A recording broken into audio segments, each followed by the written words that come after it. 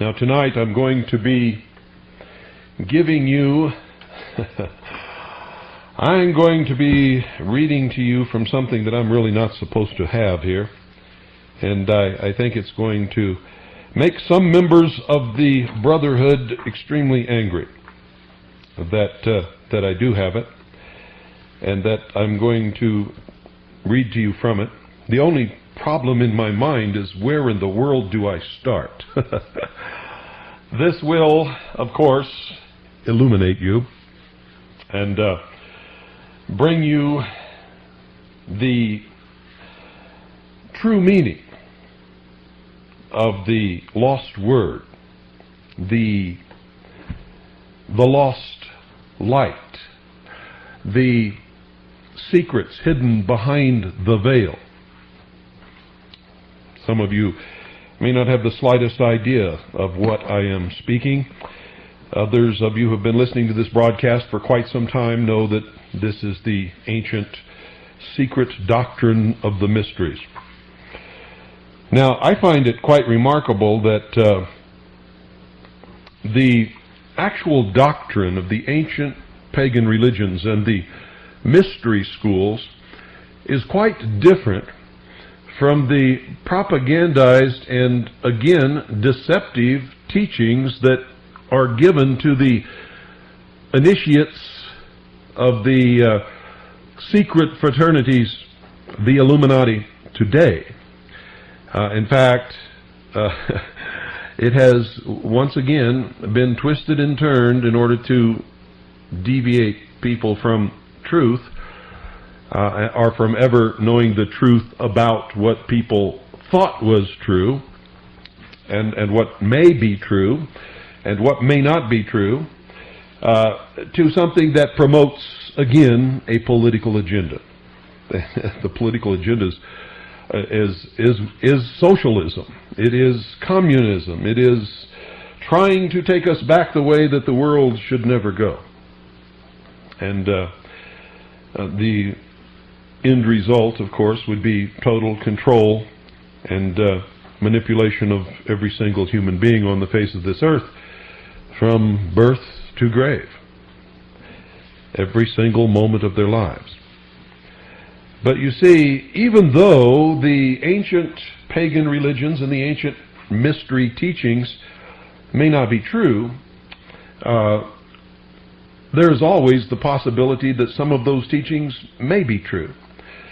And there is also the possibility that most of the modern great religions and churches may be just perversions of that ancient mystery religion. In fact, I can guarantee you that many of them absolutely are, and it can be proven without a doubt for those who wish to study the subject. Religion, from the very beginning of man, has been a method for a few to control many. Now, I'm not telling you that you should or should not believe in any religion. If you know me, folks, you know that I believe in freedom. I believe in freedom of choice. I believe in freedom to worship whatever you want to worship, even if it's a rock on the side of the road. I don't care, as long as you don't hurt the person or property of any other human being. I would hope that along the way you would hear me or someone else who is imparting truth or trying to impart truth, because truth is sometimes elusive at best. And sometimes, even when we believe that we have the truth, sometimes we again have been misled. We've all been through that many times. And me probably more than most, because I have been on a quest for the truth for so many years that I don't even remember when I started, ladies and gentlemen. And it is amazing where that quest will take you. Most of you have been busy, embroiled in everyday life, embroiled in entertainment, in satisfying your senses, in falling in love and procreating and making a family and getting a job and making sure that you have enough money to feed that family and house that family. And you've been taught by many different people, starting with your parents, that's all that life is really all about, and that you really weren't capable of doing much more than that anyway. And somehow you believed it along the way, and so you got stuck in that.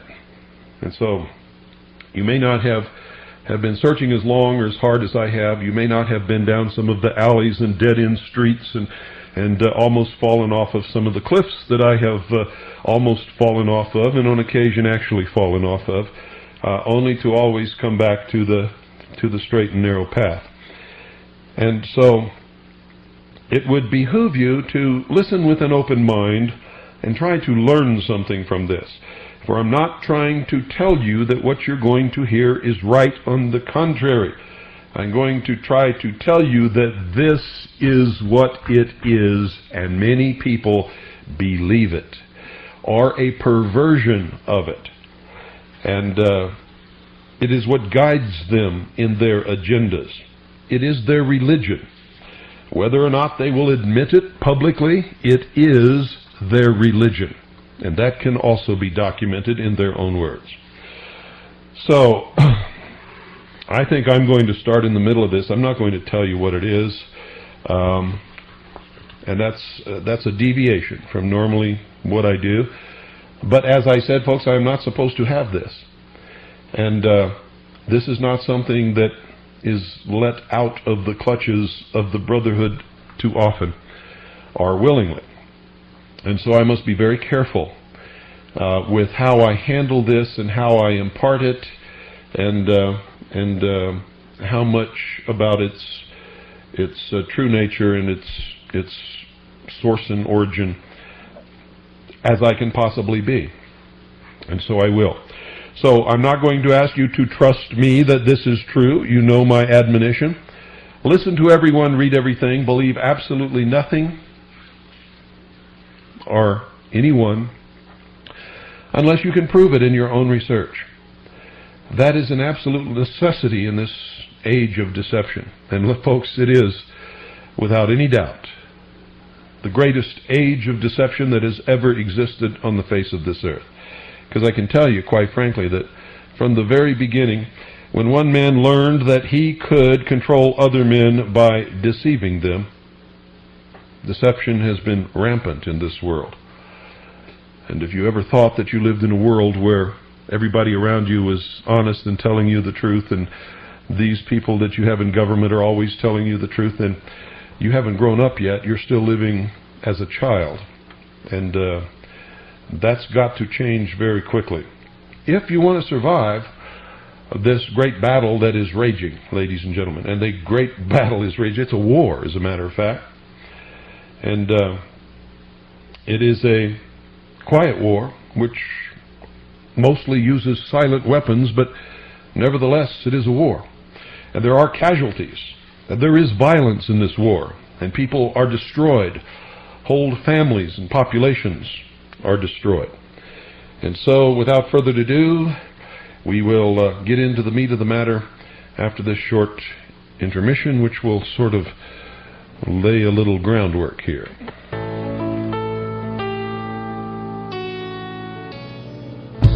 Why am I changing? Why do people get complacent with the things they're told? Well, disasters, they come and go. I give anything just to be back home. 'Cause there are people asking why. There are people who believe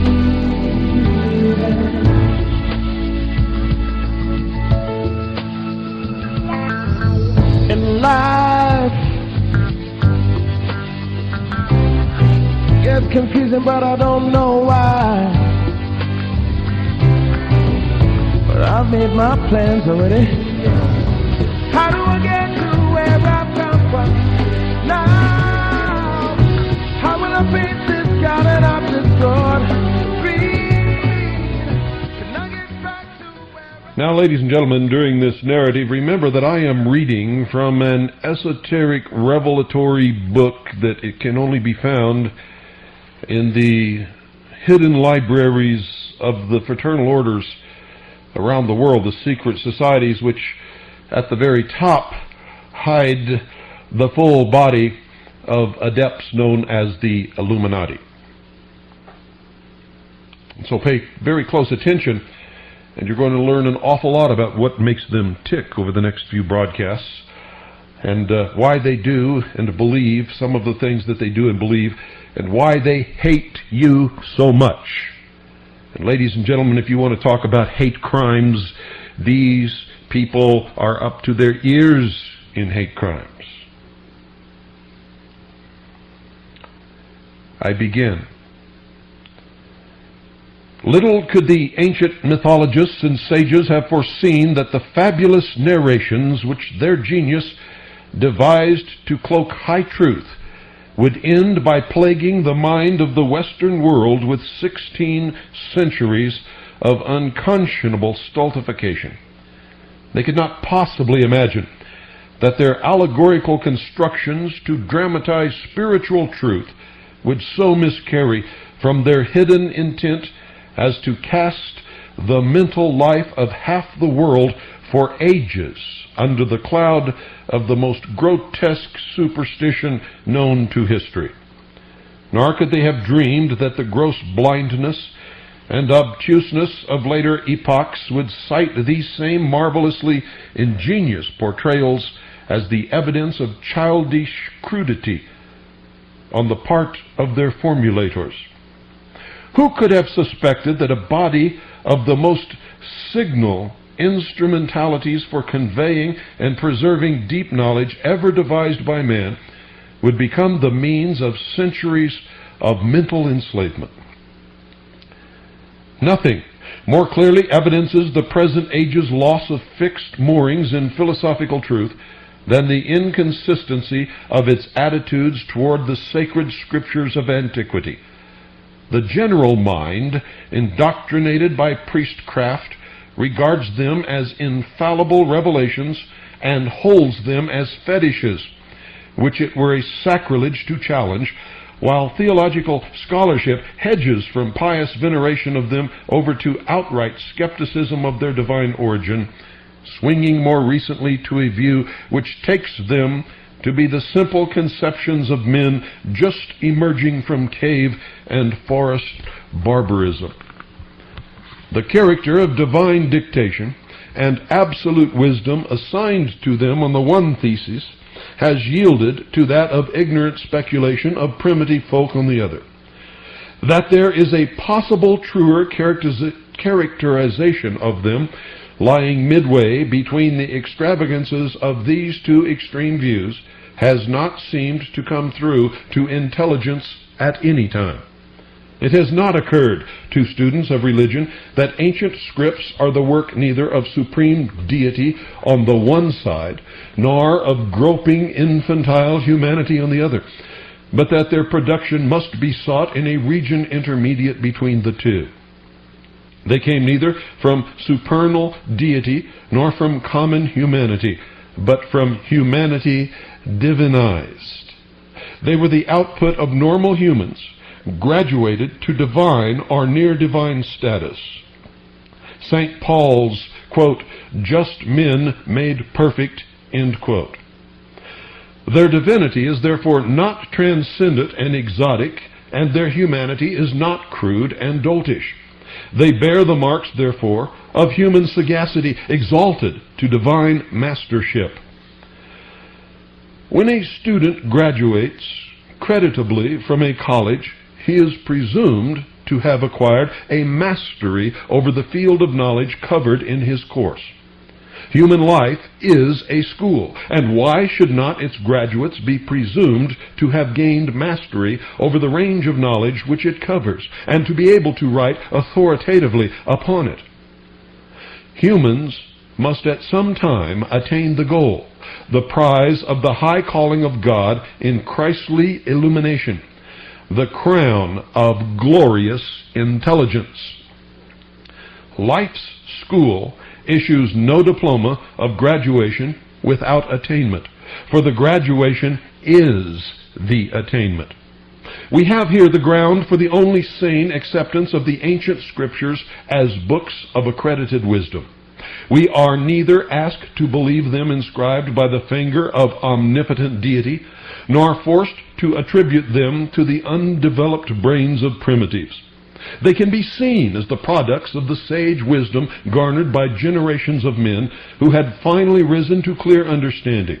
They are the literary heritage bequeathed by men grown to the stature of divinity. Their veneration by the world for long centuries, even carried to the extreme of outrageous sycophancy, attests an indestructible tradition of their origination from sources accredited as divine and infallible. Their successful hold on the popular mind for many ages bespeaks also the unshakable foundations of their wisdom. They have withstood consistently the test of generations of human experience. Their wisdom holds against life. It rings true, and it is all the more precious to us because of its authorship by men of our own evolution, since thereby it does not miss immediate pertinence to our life. Both the conventional views of Bible authorship have militated against the possible high service of the Scriptures to mankind. The theory of their divine dictation to holy men of old has led to the abject surrender of the rational mind before their impregnable fortress of direct assertion, its hypnotization by a fetish, and the crippling of its native energies. The theory of their production by early crudity tends to the disparagement of the value and validity of their message. The other view here advanced preserves their venerated authority while it brings their authorship from alleged cosmic divinity back to men of earth. It saves us from the fatuous claim that God took time out to dictate a volume of absolute verity for the inhabitants of a minor planet amongst millions of trillions of such worlds. Relieving us of the necessity of asserting that supreme deity went into the book publishing business on this globe and took advantage of his commanding position to write the planet's bestseller, it preserves mental integrity by enabling us to assign scriptural authorship to human agency, where it alone is acceptable. It is understandable that evolved men with vision opened to knowledge of the laws of life would indite sage tomes for the enlightenment of those less advanced. In any case, the Bibles are here. They must be accounted for. The phenomenon of their existence among the nations, their hoary age, their escape from destruction through the centuries, the ineradicable tradition of their divine origin and authority, their almost universal veneration, must all find some factual ground of explanation. The theory offered in refutation of the two conventional ones seems the only one that provides such a rational and acceptable basis. And since the belief in their sacredness generally persists, it cannot be regarded as less than momentous that the world should know of a surety that, while these revered relics are not the voice of the personified cosmos, neither are they the mere speculative romancing of cavemen or scholastics. They are the sure word of perfected wisdom. There was a time, then, in early human history, when enlightened men possessed true knowledge, the passport to wisdom. Clear and concise answers to the profoundest problems of philosophy were known. Insofar as the human intellectual faculty is capable of it, an understanding of the mystery and riddle of life itself and the laws of its evolutionary unfolding was achieved by men who, as Hermes says, had been, quote, reborn in mind, end quote. Philosophy was no more, quote, speculative enterprise, end quote, or tilting at logical windmills. It was a statement of the fundamental archai, or basic principles of the science of being. It formed the groundwork for the elevation of theology to its true place as the king of sciences, or the kingly science. Together, philosophy and theology held the throne in the mental life of mankind, and justly so, for a reason which modern thought would do well to consider. They must ever be the ultimate science because they motivate finally the use we make of all other sciences. They hold final answers to all life's problems. They are the determiners of all human action in the end. They alone can direct man finally to the path of good, or by no other means can he learn to know what constitutes the good. The sore need of the world today is the restoration of philosophy to supply the proper motivation and end of action. Though zealously guarded from the unworthy by its accredited custodians, knowledge was extant in the ancient day. Modern zeal for publicity finds it hard to understand why it was so sedulously kept esoteric. Briefly, for the full reason is a lengthy matter, a thing so precious, the distillation of ages of experience and the deposit of many lives of painful earning could not be given out loosely to the undisciplined rabble to be violated and despoiled. Yet it was withheld from no worthy aspirant. No bars of bigotry or persecution interdicted its free culture. The societies in which it was secretly pursued were honored by kings and the populace alike. That halcyon age passed. That priceless legacy of knowledge was threatened with extinction. Its pursuit was forbidden. Its devotees assailed and exterminated. And for more than 15 centuries, the Occidental world has muddled through its age-to-age existence in nearly total ignorance of the fact that antiquity held in its philosophy and theology an adequate answer to the great interrogatory, the Sphinx riddle of human life. And as an aside here, folks, I have discussed the riddle of the Sphinx on past broadcasts, and I have told you the truth about what the Sphinx represents. And those of you who are quick and understood the symbology will make that connection again here.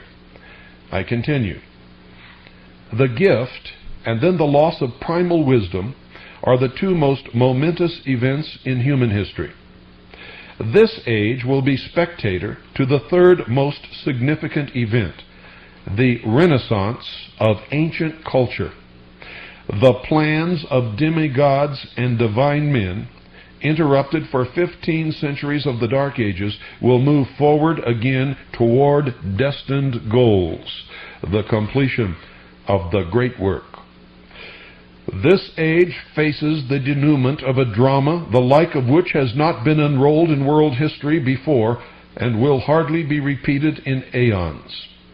Tragedy and comedy being copiously admixed in mortal existence, the astounding spectacle to which the world will shortly awake will exhibit untold calamity and the ludicrous conjoined in incredible fashion. We are destined soon to pass from a stunning sense of tragic loss to a world-echoing burst of laughter. The sting of our realization of our duo-millennial loss will melt away under the dawning recognition of our previous unbelievable stupidity. We are in a little time to be made acutely aware of a situation that will become the butt of hollow mirth for ages to come. Other egregious follies of history can be accepted or extenuated to the point of being condoned and forgotten. But this colossal ineptitude, prolonged over 16 centuries, cannot escape being laughed at for centuries more. A joke owes its character to the miscarriage of the intended sense into something ludicrously different. This denouement will stand as the historical joke of the ages. No less than this quantity of hilarity can balance the weight of the tragedy which loads the joke at the other end. For the ludicrously different direction in which the intended sense of the great mythical religions and dramatic rituals of the past took its perverted course entailed as a consequence the greatest of all historical fed out of the miscarriage of the concealed meaning of the ancient spiritual myth. The transaction carried the form of a joke, but it also carried the substance of the most appalling terrorism in history. And this most calamitous of all blunders was the mistaking of religious myth, drama, and allegory for veridical history. The promise of our coming awakening. The promise of our coming awakening lies in the progress made and to be made in the study of comparative religion, comparative mythology, and comparative philology. What they will ere long make clear to us beyond further dispute is the most unthinkable fact that for 16 centuries the best intelligence of the West took the ancient sages' books of wisdom, which were in all cases the spiritual dramatizations of the experience of the human soul on earth, for objective historical narratives.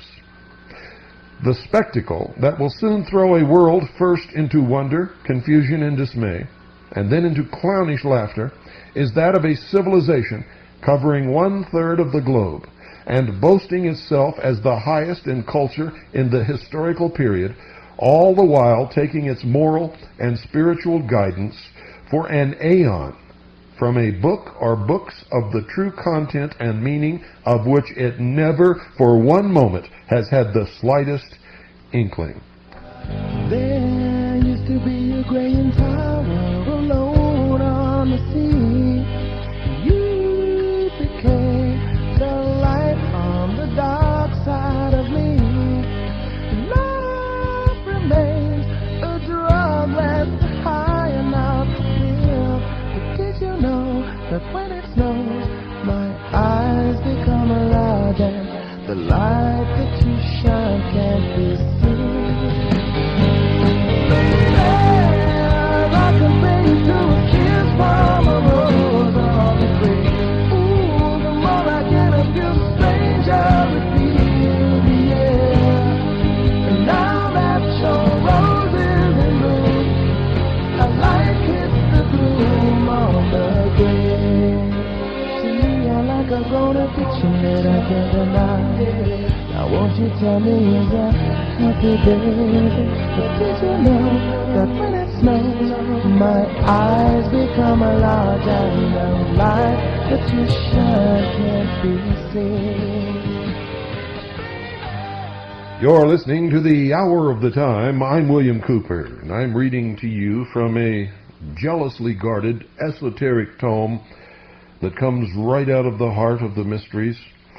This is, ladies and gentlemen, what you're hearing and what you will hear over the next several broadcasts, the heart and soul of the truth of the mystery religions that gave birth to socialism, communism, humanism, and is at war, totally and completely at war with all the other religions of the earth.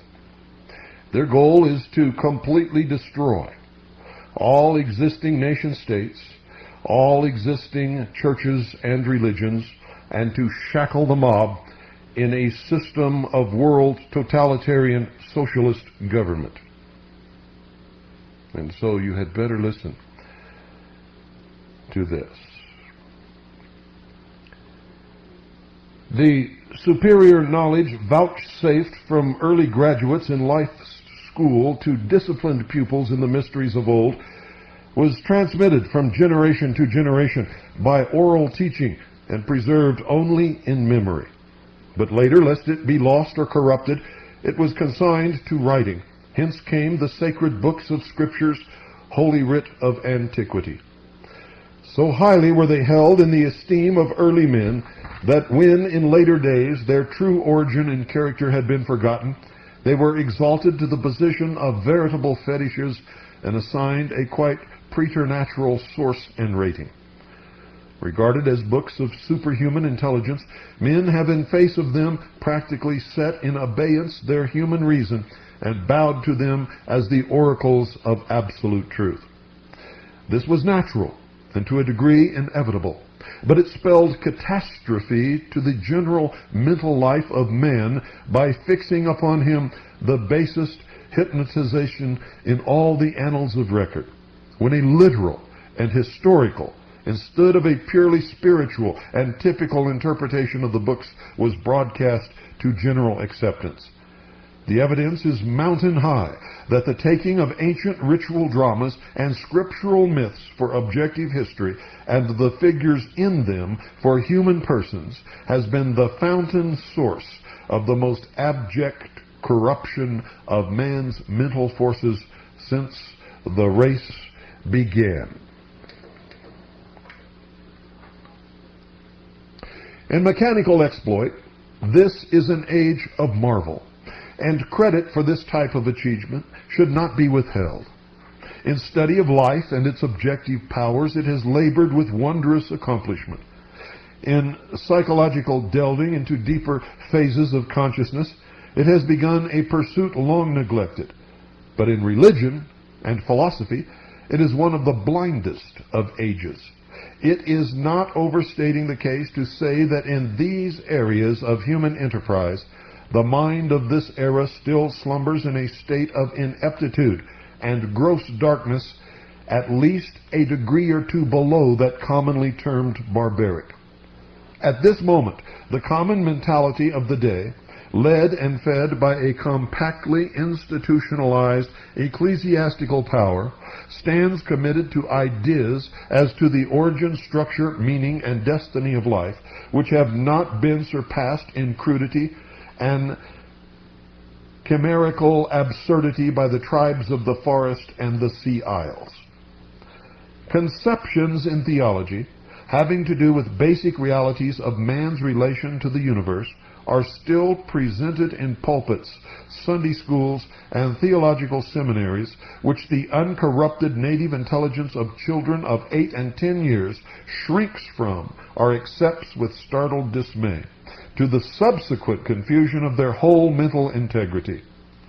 A scheme of explanation of cosmic processes and world design, of human and angelic relations, of the plan and purport of life itself, is advanced for popular acceptance, yet it is grotesque to common sense and fantastic to rational thought. Philosophy and religion are still propagated on the basis of a theology that is received without understanding by the common people, entirely repudiated by the intelligentsia, and brazenly dissembled by the very priesthood that lips its cantos and its oracles from Sunday to Sunday. In sum, it can be said without the remotest possibility of successful dispute that the general grasp of the mind of this age on philosophical verity and the truth of life, as proffered by orthodox religionism, is still steeped in the crassest forms of dark superstition, and this has been due to the miscarriage of ancient symbolism. History would seem to present a pattern of retrogressive current if it can be shown that this late epoch grovels in a mire of semi-barbaric philosophical grossness from which a former period was free. Degeneracy must have set in at some distant time and swept onward to this day, and such a phenomenon must have had its due cause. A great work of a learned author some years ago pointed to the approaching, quote, decline of the West, end quote. What has not been seen, however, is that the West has long been in decline, is at a low stage of decay, and has not risen out of the murks of the Dark Ages. This has come in the wake of causes long operative in the world's situation, which have been overlooked or failed of discovery through an egregious obscuration of the vision of scholars since the early centuries. And if this failure of insight is not to be attributed to stupidity that is in itself beyond understanding, then it becomes necessary for the historian of these things to posit for it another cause, one that casts the dark shadow of sinister motive over the whole course of that historical enterprise in which sinister motive is of all places most unpardonable. Corruption in politics or in economic or social life can be understood in relation to the imperfection of human nature, and in a measure pardoned. But designed corruption in religion is shattering to the very foundations of human aspiration. It shocks and paralyzes fundamental urges to sincerity. It weights the human spirit with the hopelessness of its effort to conquer imperfection. Dishonesty and insincerity in worldly dealings may entail disaster of greater or minor degree. In religion, they are never less than fatal. There is one domain in which untruth is unsupportable, that field of the human soul's endeavor of which truth is the very substance and being: religion. Whether stupidity or sinister design prove to have been the cause of the loss of true original meaning must be left to the historical sequel to disclose. And whether the cause of the perpetuation of rank superstition in the present day of alleged enlightenment is to be laid at the door of ignorance or knavery, or a combination of both, must likewise be determined as time moves on. It is certain that both the primal and the present causes of nescience are kindred, if not identical. It is the purpose of the present volume to set forth to the modern mind the extent of the wreckage which splendid ancient wisdom suffered at the hands of later incompetence. And it is designed to accomplish this by setting up the sharp contrast between the present disfigurement and the past glory of the structure. This purpose entails the task of revealing for the first time the hidden meaning of the body of archaic scriptures by means of a clear and lucid interpretation of their myths and allegories, fables and dramas, astrological pictographs, and numerological outlines. It will be at once seen to be a labor of no mean proportions to convert the entire mass of antique mythology and legend, biblical glyph and cryptogram, from presumed childish nonsense into an organic corpus of transcendent scientific significance. It involves the reversal of that mental process which in the days of early Christianity operated to change myth and allegory in the first instance over to factual history. As 3rd century ignorance converted mythical typology to objective history, the task is now to convert alleged objective history back to mythology, and then to interpret it as enlightened theology. The almost insuperable difficulty of the project will consist in demonstrating to an uncomprehending world, mistaught for centuries and now fixed in weird forms of fantastic belief, that the sacred scriptures of the world are 1,000 times more precious as myths than as alleged history. It can only be done by showing that as myths they illumine and exalt the mind to unparalleled clarity, while as assumed history they are either nonsensical or inconsequential. But centuries of erroneous indoctrination have so warped and victimized the modern mind that the effort to restore the scriptures to their primal mythical status will be met with the objection that the transaction will wipe the Bible and other sacred literature out of the realm of value altogether. In the common mind, this would be to rob them of worth and significance utterly. So wretchedly has the ancient usage of the religious myth been misunderstood that the cry, quote, "the Bible only a myth," end quote, will fall upon the popular ear with all the catastrophic force and finality of the tolling of a death knell. and no statement that words can phrase will stand as a more redoubtable testimony to the correctness of this estimate of the present stupefaction of modern intelligence concerning religious philosophy than just this reaction.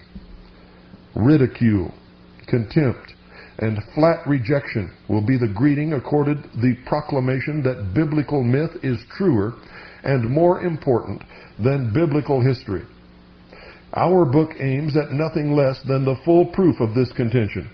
It flies directly in the face of the awaiting scorn of common opinion on the point at issue.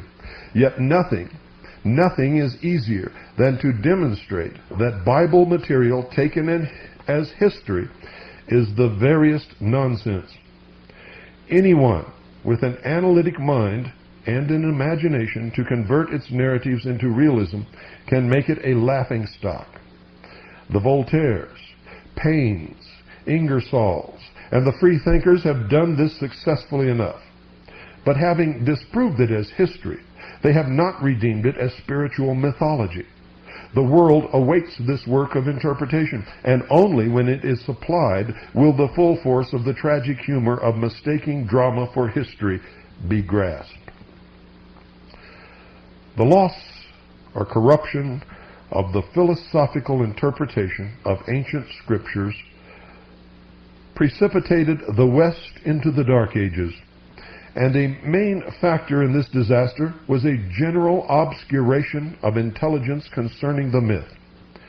Catastrophe was made the more readily possible because the rationale of the use of the myth in ancient hands passed from knowledge.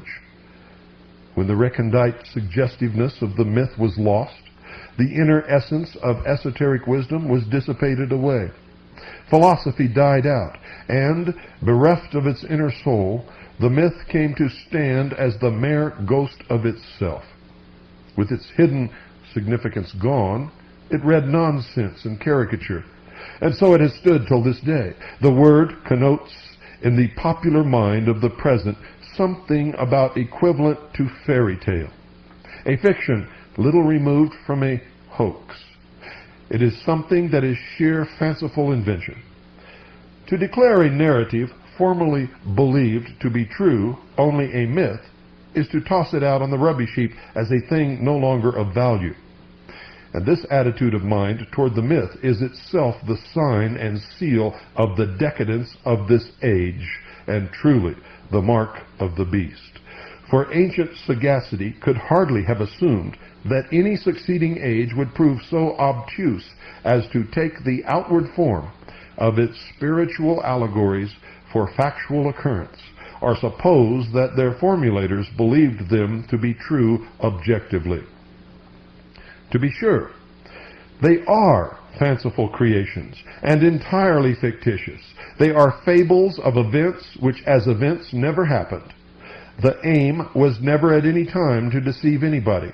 It was never imagined that anybody would ever believe them. Nevertheless, the myth was designed to tell truth of the last importance. Its instrument was fancy, but its purpose was not falsehood, but sublime truth. Outwardly, it was not true, but at the same time, it portrayed full truth. It was not true for its characters, but was true for all mankind. It was only a myth, but it was a myth of something. It used a false story to relate a true one, and thus maintain the secret doctrine within the brotherhood, while those who read it, who were not initiates, never saw the truth of the myth. While it never happened, it is the type of all things that have happened and will happen. It is not objective history, but it embalms the import and substance, the heart's core of all human history. Such authors as Spengler and Lord Raglan have begun to see that the ancients regarded it of far less importance to catalog the occurrences of objective history than to dramatize its inner spirit.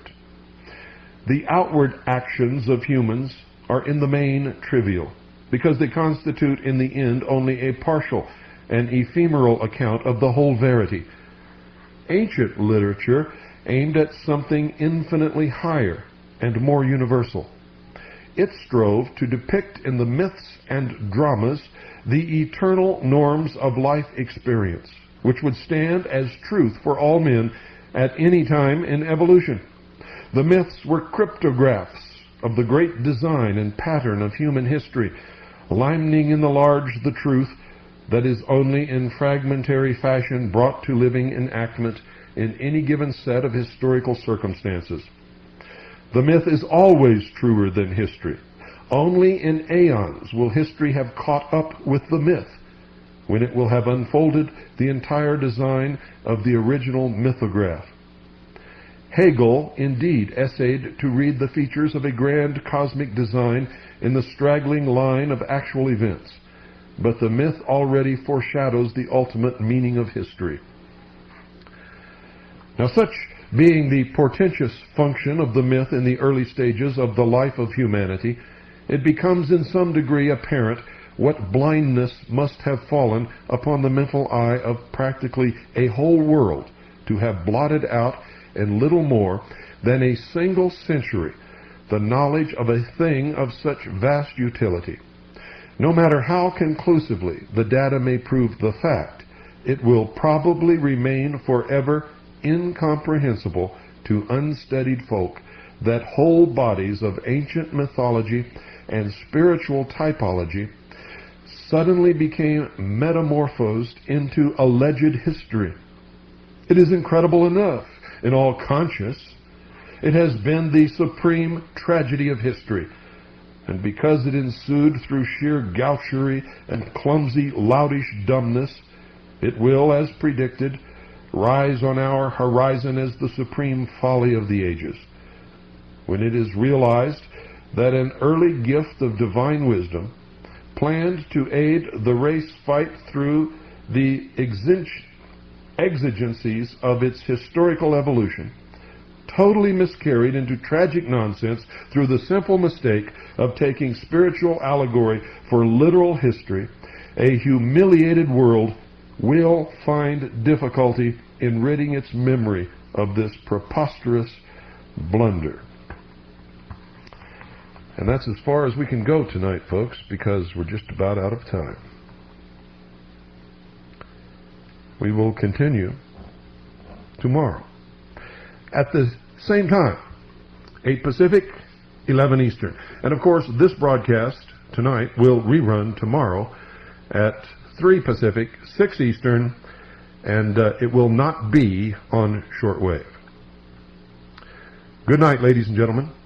I hope that you learned a little bit tonight, and that you will continue to learn from this in future broadcasts, and that you are taking in the spirit that it is intended to educate you as to what the secret doctrine really is. You see, Blavatsky is one of the propagandists, one of the deceivers, one of the manipulators. She didn't even come close. But you have to understand what Blavatsky wrote in order to understand secular humanism. Good night, and God bless each and every single one of you. Good evening, ladies and gentlemen. You're listening once again to the Hour of the Time, the only hour that ever was or that ever will be. This is the most important hour in your life, for during this hour you will decide your future, and thus our collective futures. Tonight, once again, we will delve into the lost light, the lost word, as it's called, the great plan, the great work, the actual dogma, if you will, the actual true religion of the mysteries, the fraternal orders, the secret societies, which at the pinnacle of their pyramidal process of initiation lie the true and complete body of adepts, those known as the philosophers of fire, the illumined ones, or Illuminati. In the works that I will quote from, you will hear reference to the Illuminati from time to time. And when they mention the Illuminati, they are talking about their brothers or their superiors, the body of wise men whom are working behind the veil, behind the scenes, if you will, the 1,000 points of light, to bring about a utopian socialist world order. I would advise you not to believe anything that you hear on this broadcast, or any other broadcast for that matter, but to listen to everyone, read everything, believe absolutely nothing unless you can prove it in your own research. I also advise you to have pen and paper by your side, ladies and gentlemen, so you can take notes copiously if you expect to retain and understand, ultimately, any of what you are going to hear this evening. And for those of you who may have an inkling based upon your past study of our Mystery Babylon broadcasts, you will find great treasure. And I don't mean the kind of treasure that will cause you to switch religions or cause some dawning of some great truth to manifest itself in your mind, but will cause you a tremendous leap in understanding about where we are and where we're going, who is at the helm, and why they hate. And when I say hate, ladies and gentlemen, I am not mincing words. Why they hate you with a passion. I remind the listeners to this broadcast that this is not a religious broadcast. It is an illumination. A great man once said, "Seek ye the truth, and the truth will make you free."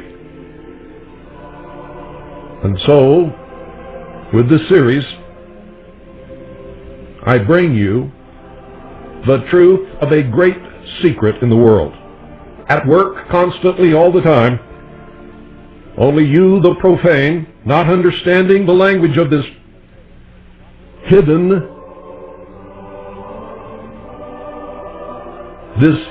work, this hidden manipulation, this great plan, stumble blindly through the forest, bouncing off of the trees. You don't know where you're going, you don't know where you came from, and you have no idea why you are where you are at.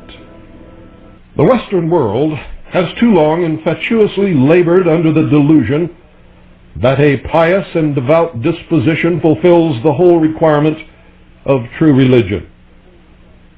Now, this is the belief of those who belong to the mystery religion of ancient Babylon, and that's exactly where this comes from. And you must understand that I am quoting from esoteric works that you will not find in your local library, and I will be quoting from several of those works tonight. Ancient sagacity knew that piety without intelligence, or religion without philosophy, was insufficient and dangerous. It knew that general good intent was not safe from aberrancy, folly, and fanaticism, unless it was directed by the highest powers and resources of the mind.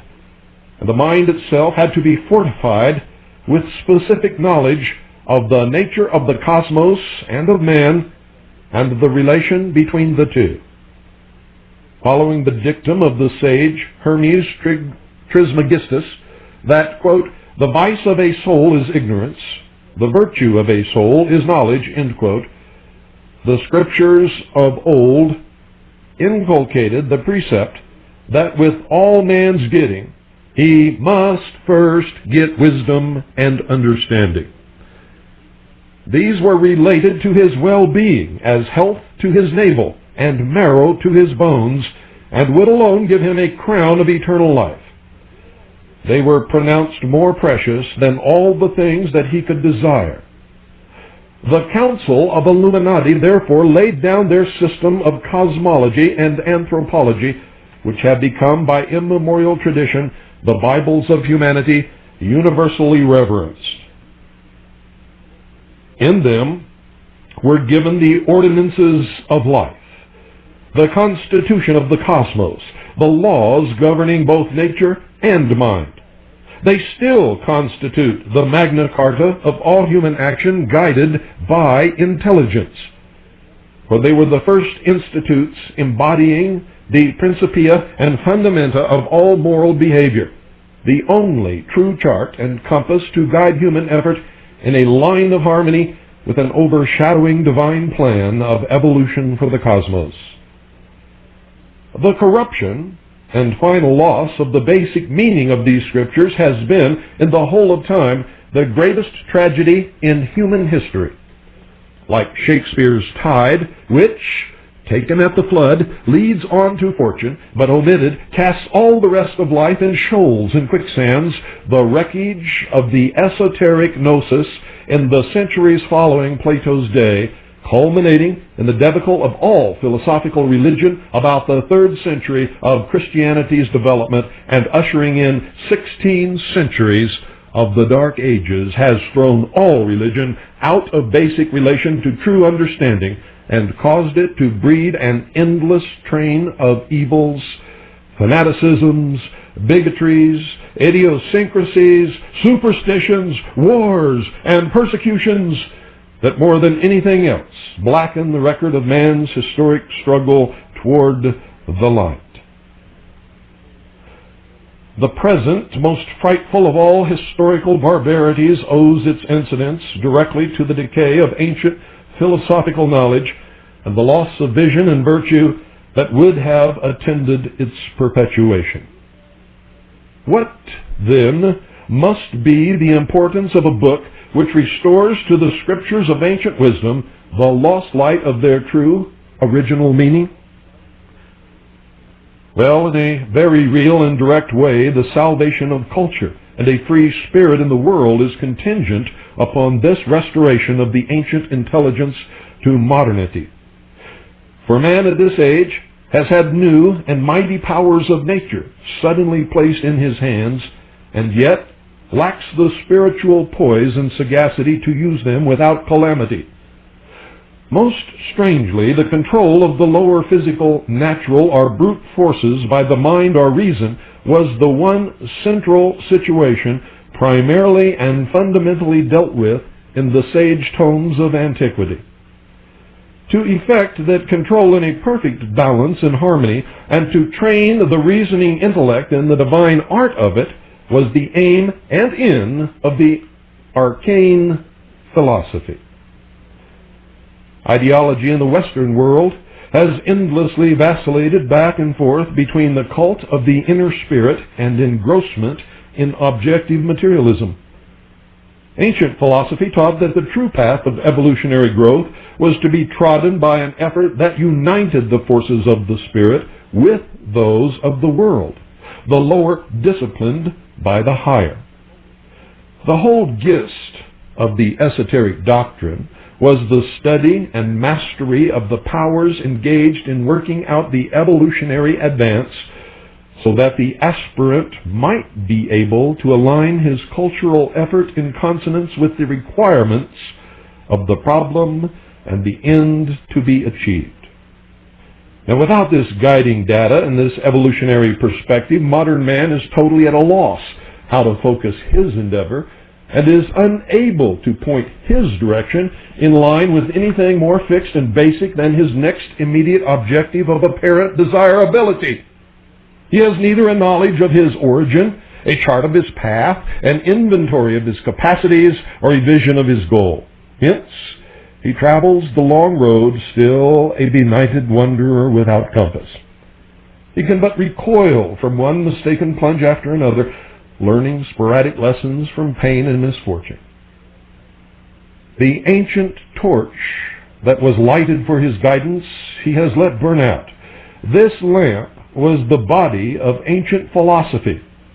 In this critical epoch in the life of the world, This broadcast proclaims afresh the message of lost truth according to the adepts, the Illuminati, of the secret doctrine of the mystery religion of ancient Babylon.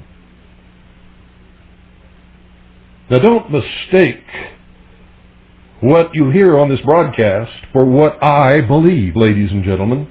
That is not the purpose of the broadcast, and I can assure you that most of this, other than the fact that it is the truth of what the worshipers of this religion believe, I do not believe at all, I can assure you.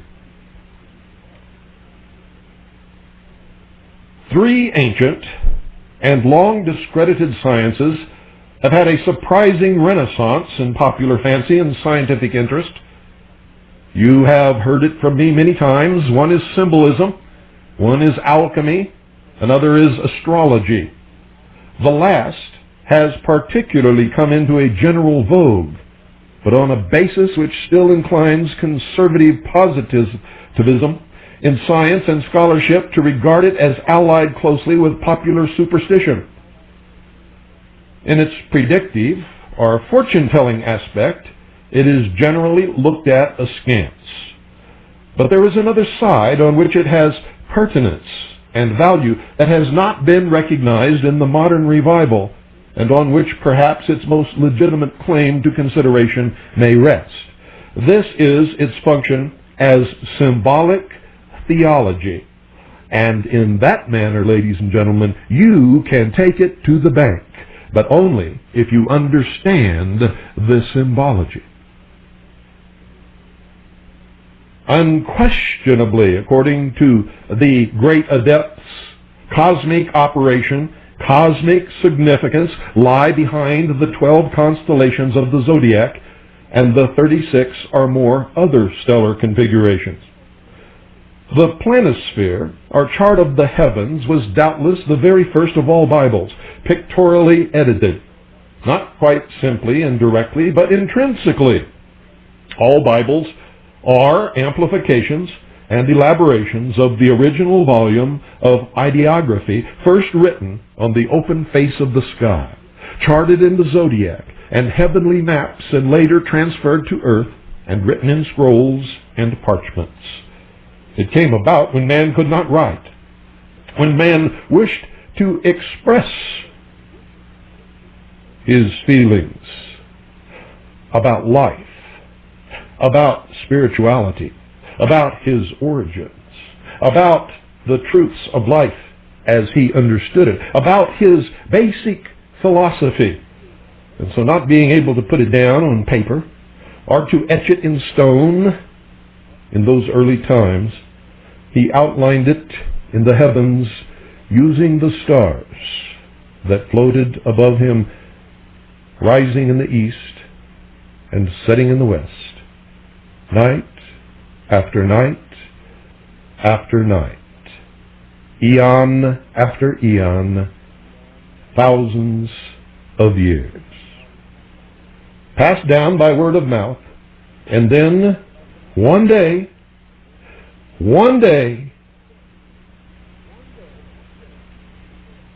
etched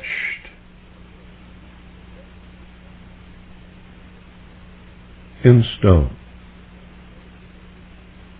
transferred to paper, and then finally printed in a book.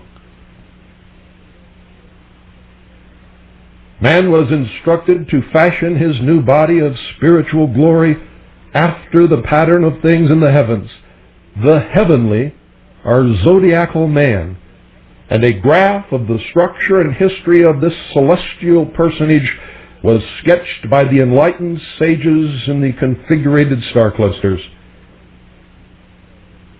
Zodiac, you see, comes from the Greek word zodion, a small living image, signifying that it is a graph of the microcosmic life of man, which is cast in the form of the macrocosmic life of the universe, or, to put it in a manner that you may understand more readily, or of God.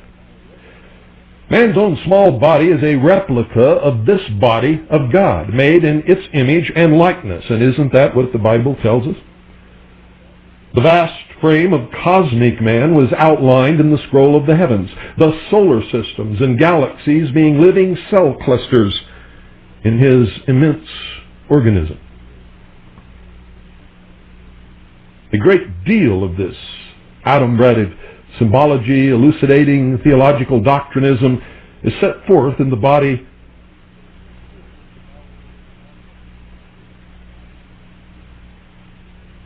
of the series of broadcasts which will be presented to you over the coming nights and weeks, and it will take weeks. But there is a group of its data that strikes so deeply into the heart of general theology that it is given tonight during this broadcast, right at the outset, for the sake of its overwhelming impressiveness. And it will also help you to understand all that follows. It must prove to be so conclusive an evidence that biblical theology rests more solidly than has ever been believed on zodiacal backgrounds that its presentation will be admittedly a matter of great moment for those who can grasp it. It traces the unsuspected significance of 2 of the 12 signs, Virgo and Pisces, in the very heart of New Testament narrative. Now let the reader picture before him the ordinary zodiac with the house of Virgo at the western equinox point and that of Pisces directly opposite on the eastern side. The simple fact that they stand 6 months apart will presently be seen to assume great importance in gospel determination. This exposition, ladies and gentlemen, must begin with the puzzling and hitherto unexplained item of ancient religious myth that the Christs, the Son, spelled S-U-N, gods, the Messiahs, all were depicted as having 2 mothers. Now how, you ask, could there possibly be rational significance in this? Well, it has been put aside as just some more of the mythical rubbish and nonsense of early paganism. You see, the profundity of pagan intelligence hiding sublime cosmic truth under glyph and symbol has not been dreamed of by the vast majority, and I mean majority down to almost the nth degree of all of the people who have ever lived who have not been indoctrinated into this religion through the pyramidal system of initiation. The depiction should not have created incredulity, seeing that the gospel Jesus himself, dramatic figure of the divine principle in man, announced it categorically in declaring to Nicodemus that, quote, "Ye must be born again," end quote. Born again signifies 2 births. 2 births means 2 mothers. Nicodemus asks if this means that we must enter a second time into our mother's body and experience a second birth in the natural manner. Jesus replies that we, quote, "must be born of water and the Spirit," end quote. Attention, ladies and gentlemen, must be directed a moment to the fact that the Latin word spiritus, translated spirit in many passages, means as well air or breath. One of the great keys to Bible meaning is the series of the 4 elements of ancient mythicism: earth, water, air, and fire. The body of the physical, or natural man, was conceived as being composed of the 2 lower, earth and water, while air and fire, representing mind and spirit, commingled to make the higher or spiritual man.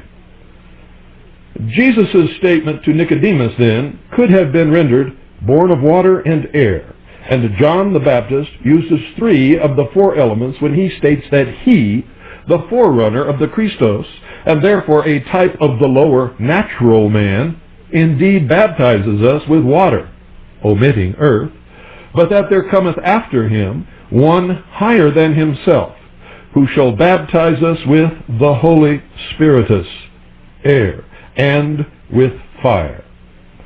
Jesus thus affirms that we have two births, necessitating two mothers, and John the Baptist adds that we must have two baptisms.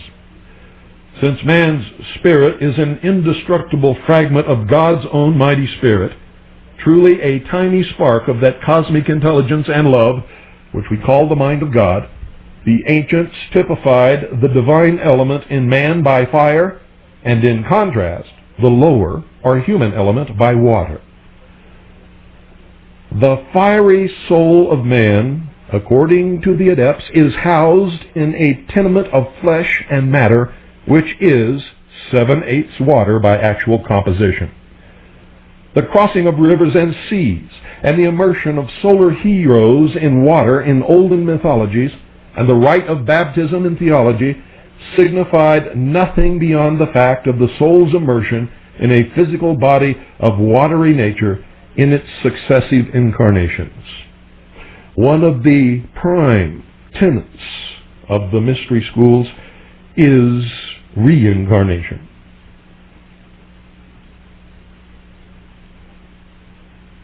Now, once you understand thus far, now man is distinctly a creature compounded of two natures, a higher and a lower, a spiritual and a sensual, a divine and a human, a mortal and an immortal, and finally a fiery and a watery, conjoined in a mutual relationship in the organic body of flesh.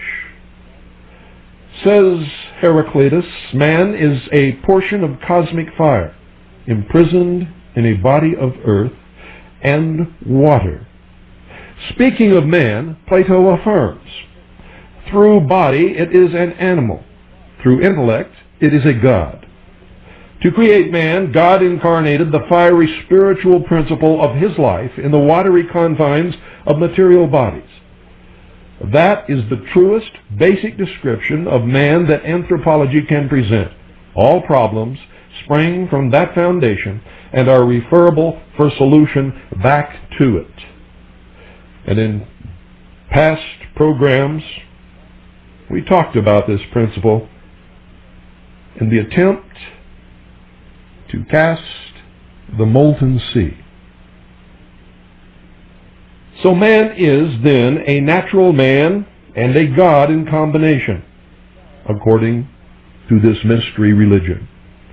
Our natural body gives the soul of man its baptism by water. Our nascent spiritual body is to give us the later baptism by fire. We are born first as the natural man, then as the spiritual, or we are born first by water and then by fire.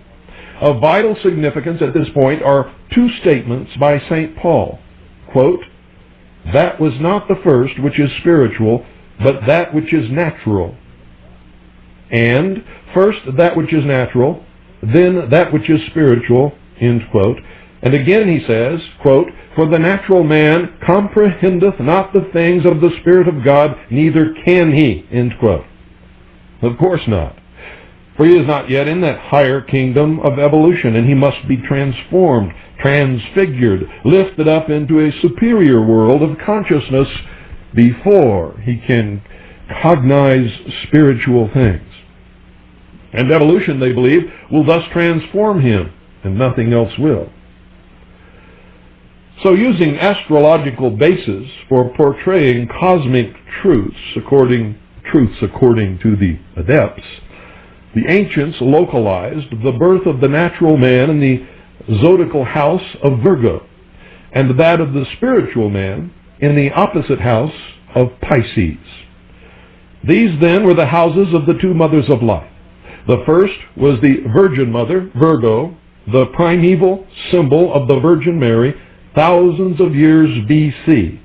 I repeat, thousands of years BC. Virgo gave man his natural birth by water and became known as the Water Mother. Pisces, on the other hand, the fishes by name, gave him his birth by the fish and was denominated the Fish Mother.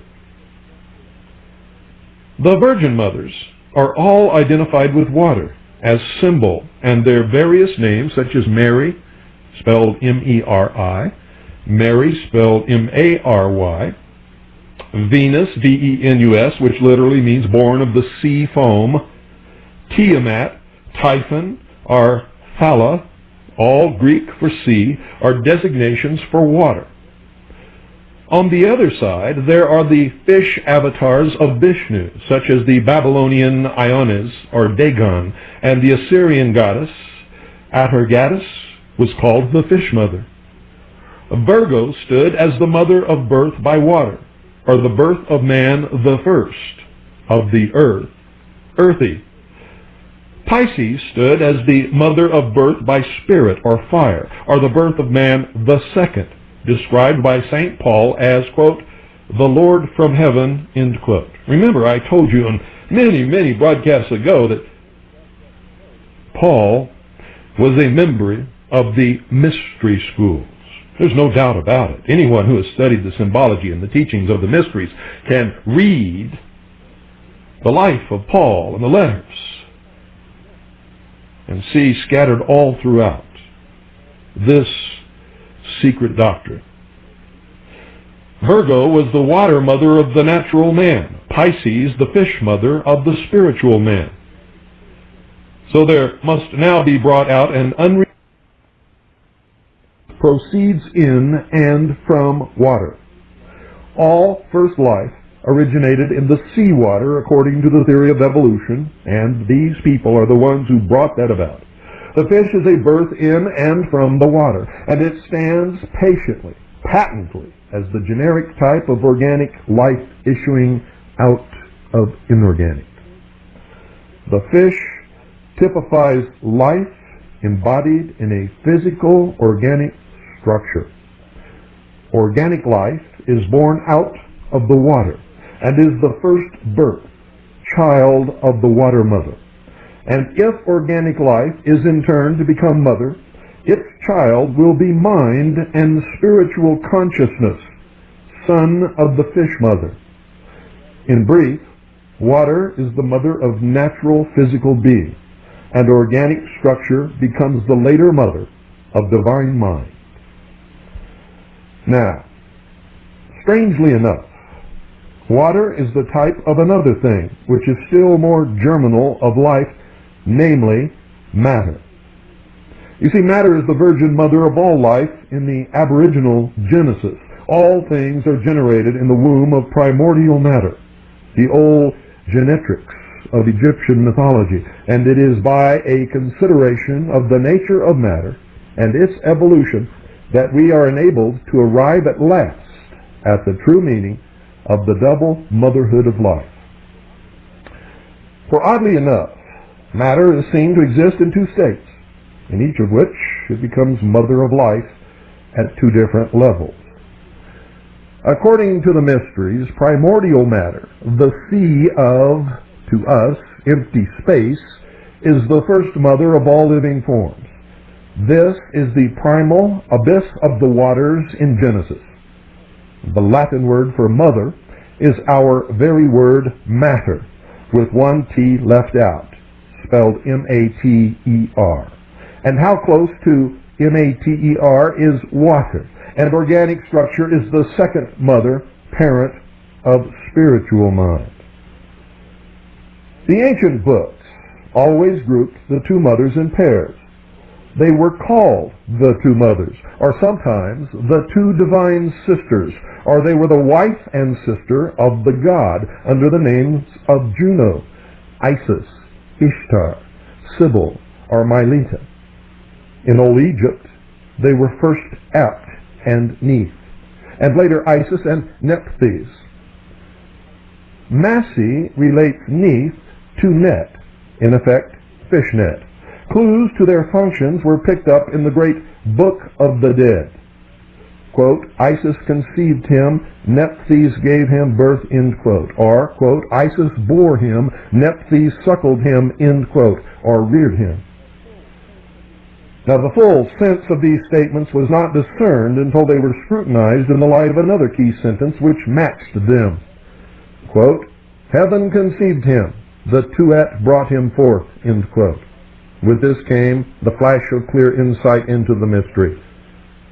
For that which is to eventuate in the cycles of evolution as divine mind and an organic creature, man, is aboriginally conceived by divine ideation in the innermost depths of cosmic consciousness, or in the purely noumenal world, or again, in the bosom of infinite spirit, where spirit is identical with pure, undifferentiated matter. This is mirrored in the Egyptian statement that Isis conceived him. Matter, in its invisible, inorganic state, was the womb of the first conception. You see, Isis is a virgin, in effect pure matter, or matter sublimated to spiritual tenuity. The Tuat, on the other hand, is really earth, as the type of physical matter, or matter organic, aggregated into substantial forms called by us physical matter. It is matter as substance, constituted and existent in the visible world in structural forms.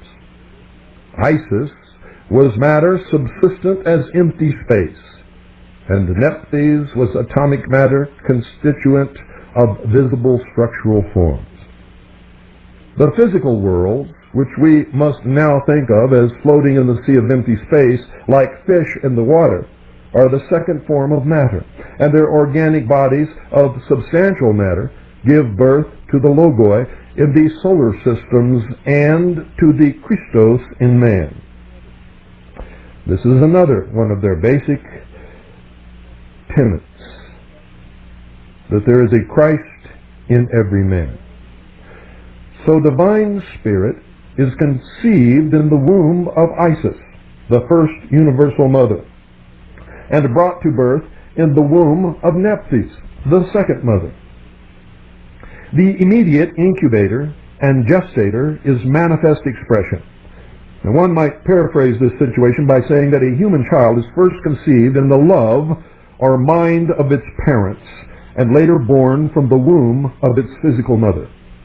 Thus life has two births, and must of necessity have two mothers. Life is spiritually conceived and materially born. Or man may be said to be born as a natural creature from spirit into matter, and born later as a spiritual God when he emerges from his baptism in the water of the body and re-enters the bosom of his Father. Or finally, he is born first as man by water, and reborn later as God by fire. And the first birth was depicted as taking place on the western side of the zodiac, in the house or womb of the Virgin Mother, Virgo. Because in the west, the sun, universal symbol of spiritual fire, descended into organic matter in its setting, or incarnation. So man is born as natural man on the west, to be regenerated as spiritual man on the east after having traveled through the underworld. Spirit's descent on the west makes it man. Its resurrection on the east, like the summer sunrise, makes it deity again. It was a great misconception, ladies and gentlemen. This is from my own knowledge and scattered throughout this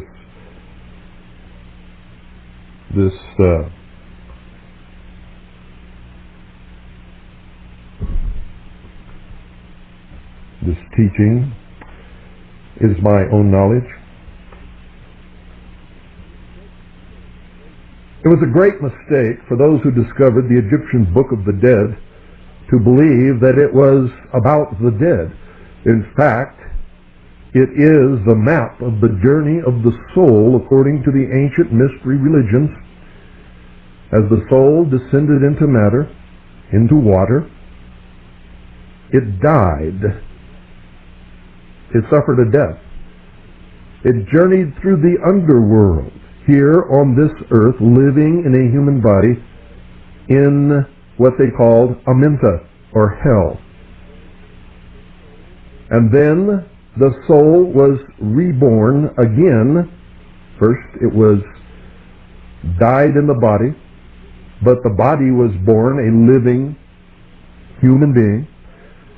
And then when the body died, the soul was reborn and ascended again to unite with God and get ready for another incarnation. And during each incarnation, the soul suffered 2 deaths and 2 births from 2 mothers, and gained experience and knowledge and wisdom through its life, usually signified by a 3-day period in Amenta or hell, which was and still is in the mysteries this earth.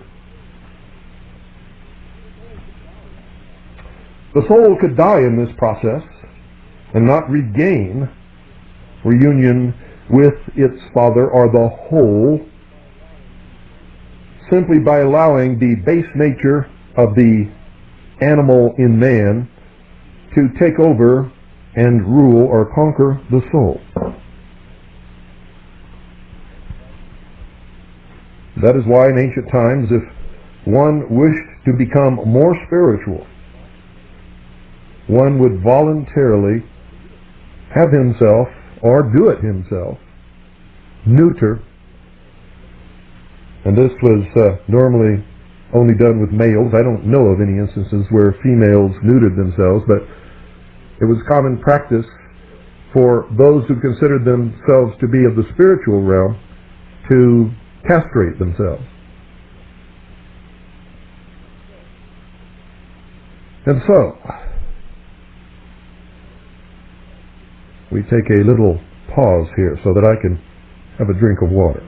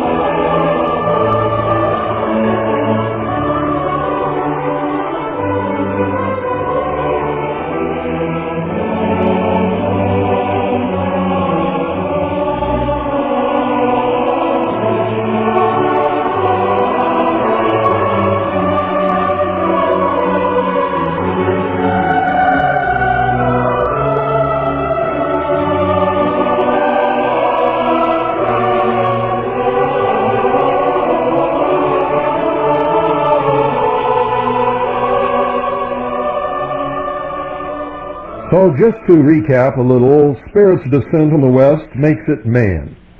Its resurrection on the east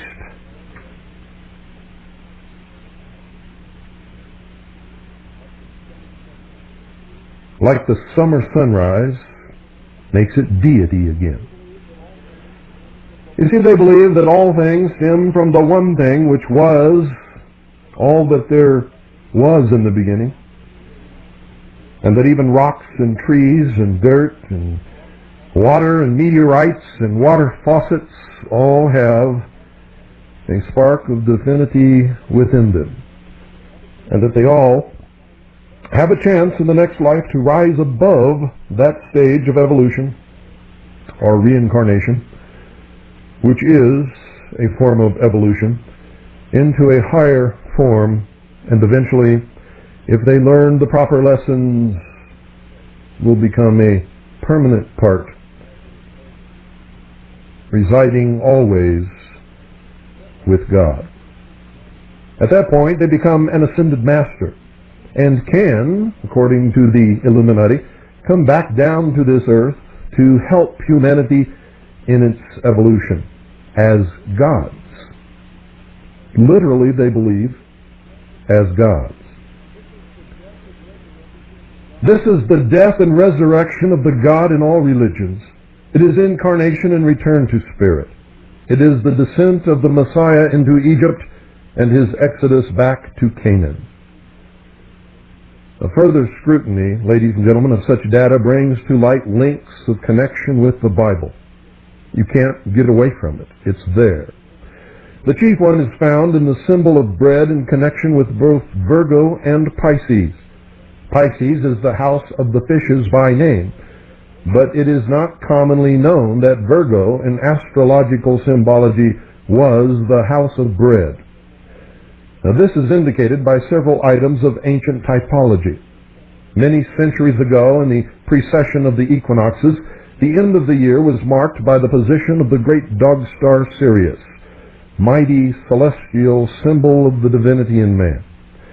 Precisely at midnight of December the 24th, it stood on the meridian line from the zenith to Egypt.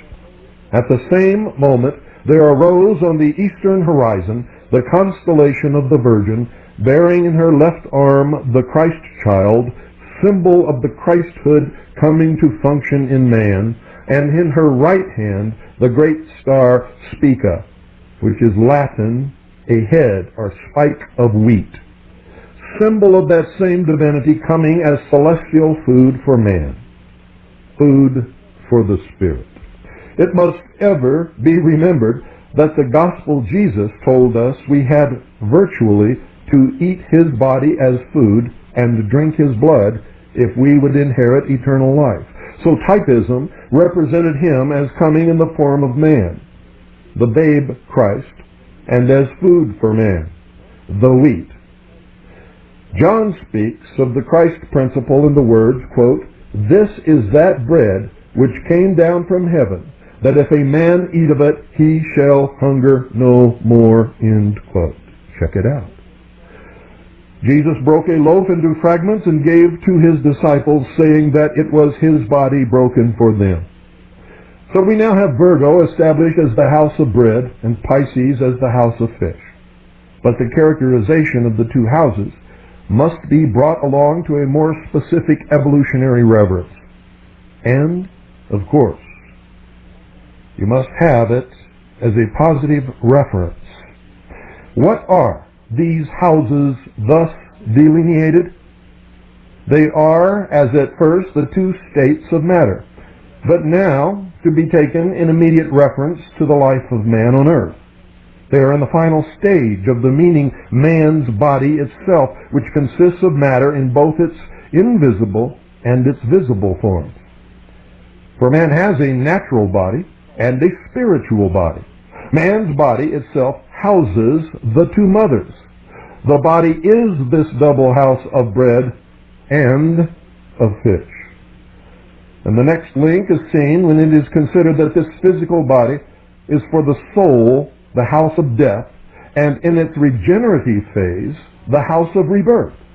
It is the house into which the spirit descends to its partial obscuration in the darkness of the grave of matter, into the night of death, or incarnation, out of which it is to arise in a new birth or resurrection on the opposite side of the cycle. A significant passage from the Book of the Dead recites, quote, "Who cometh forth from the dust, and whose birth is in the house of death," end quote, referring to the incarnating soul. In a spiritual sense, the soul dies on entering the body in incarnation, but has a new birth in it as it later resurrects from it. The body is therefore the house of his death and rebirth, or the place of his crucifixion and resurrection. It is the coffin. And in the initiatory rites of the secret fraternal orders, the initiate lies down in a coffin and suffers a symbolic death.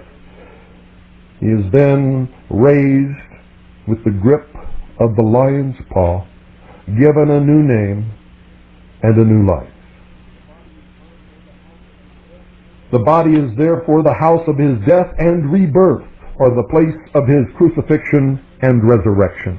And the Egyptians had a name for the body as the locus of these transformations, which carry the central meaning of all theologies. This name now rises out of the dim mists of ancient Egyptian books to enlighten all modern Bible comprehension. This city of the body, where the Son of Soul, spelled S-U-N, of soul, sank to its death on the cross of matter to re-arise in a new birth, was called the City of the Sun, or in Greek, Heliopolis. but in the Egyptian, Anu.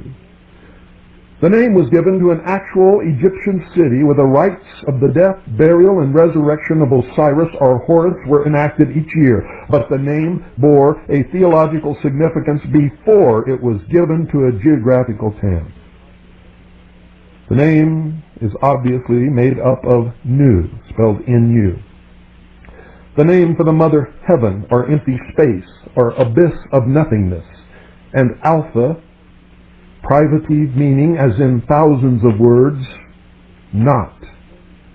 Anu would then mean not nothingness, or a world of concrete actuality, a world of physical, substantial manifestation.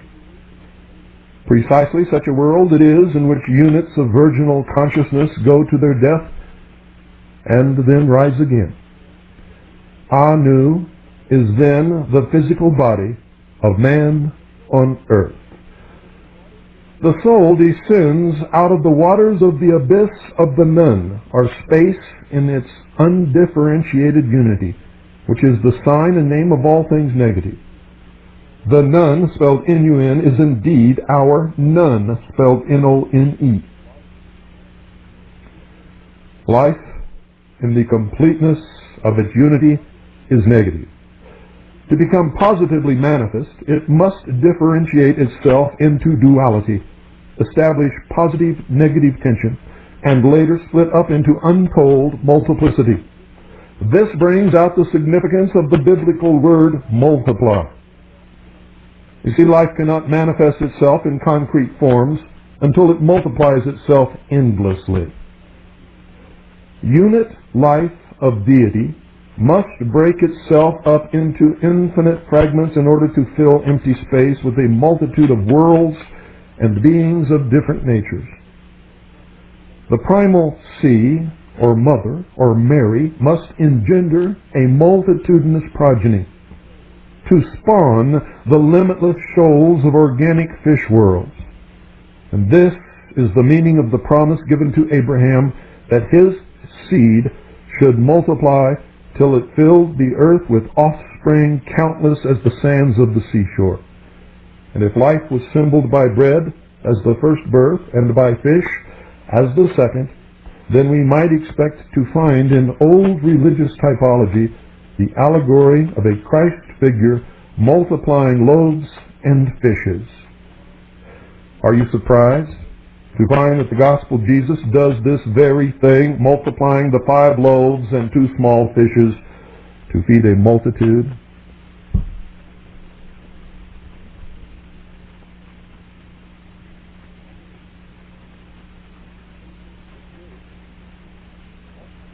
This is absolutely astonishing in all conscience. But it yields in wonder to the next datum of comparative religion, which came to our notice as a further tie between the Bible and antecedent Egyptian mythology. Who can adequately measure the seriousness of the challenge which this item of scholarship presents to gospel historicity? For a discovery of sensational interest came to light when a passage was found in the Book of the Dead, which gave to Anu the characteristic designation, the place of multiplying bread. Here, in the long silent tomes of old Egypt, was found the original, the prototype of the miracle of the loaves and the fishes in the Gospels of Christianity. And a meaning never before apprehended had to be read into this New Testament wonder. At last, we were instructed to catch in the middle the miracle, the sense that the physical body, as Anu, was the place where the corpus of the Christ deific power was broken into an infinite number of fragments and distributed out among a multitude of creatures, hungered after a 3 days fast, or deprivation of the food of spiritual life in their sojourn in the 3 kingdoms, the mineral, vegetable, and animal, before reaching the plane of mind. And so there you have the first 4 races. We, according to the mysteries, are the 5th root race, and must move in the new millennium, in the new world, in the new age, into the sixth root race. Here are all the elements of the inner meaning of the Christian Eucharist, the broken but multiplied fragments of the body of the God, distributed to feed hungry humanity, and as humanity is composed of 12 groups of divine conscious units, there were gathered up 12 baskets of fragments. And this episode of the Christ's ostensible life is found to be Egyptian in origin and meaning and symbolic in character. But new implications arise and lead us on to more startling disclosures. You see, the Hebrews came along and appropriated Egyptian material during their so-called captivity. They picked up the name Anu, and fitting it back into its zodiacal setting as Virgo, they called it the house of bread. This required their adding to Anu their word for house, which, as anyone knows, is Beth. This yields us Beth Anu. Now, it is a fact of common philological knowledge that the ancient Greek and Egyptian U is rendered as Y. When the words are brought over into English, the U became a Y, and Beth Anu now stands before us as the Bethany of the Gospels. Bethany is thus just the sign of Virgo as the house of bread, the home of the great star Spica, the head of wheat. Lechem. Lechem is bread in everyday Hebrew. The Christ was born in Bethany, or Bethlehem, the astrological house of bread. Later, it seems that the two signs, Virgo and Pisces, had their symbols, bread and fish, were almost interchangeably confused or commingled in the symbolic imagery. This was natural, since the two signs represented the same body of man in its two aspects of dying and being reborn, and the two processes are confusedly interblended. And that's where we'll leave off tonight, ladies and gentlemen. We will, again, do this tomorrow night. Good night. You're listening to the Hour of the Time. I'm William Cooper. Ladies and gentlemen, I hope you have pen and paper. Tonight we're going to continue where we left off last night, and we're going to call this The Lost Light number 3. I'm going to be reading to you verbatim from the 1910 Volume 12 issue of the New Age magazine, which is the official publication of the Supreme Council of the 33rd Degree of the Southern Jurisdiction of the Scottish Rite of Freemasonry. And what you're going to hear, well, it should cause you to raise an eyebrow. It should turn on light bulbs in your head. It should sound alarms. It should help you to understand how we have come to this point in time where this great nation is being destroyed from within, not from without, ladies and gentlemen. And that's the way it's always been here. So, get comfortable. Get ready. Open your mind. And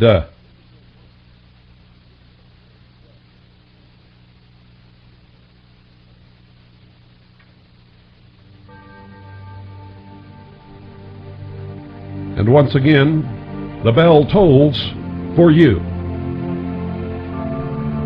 I advise you to listen.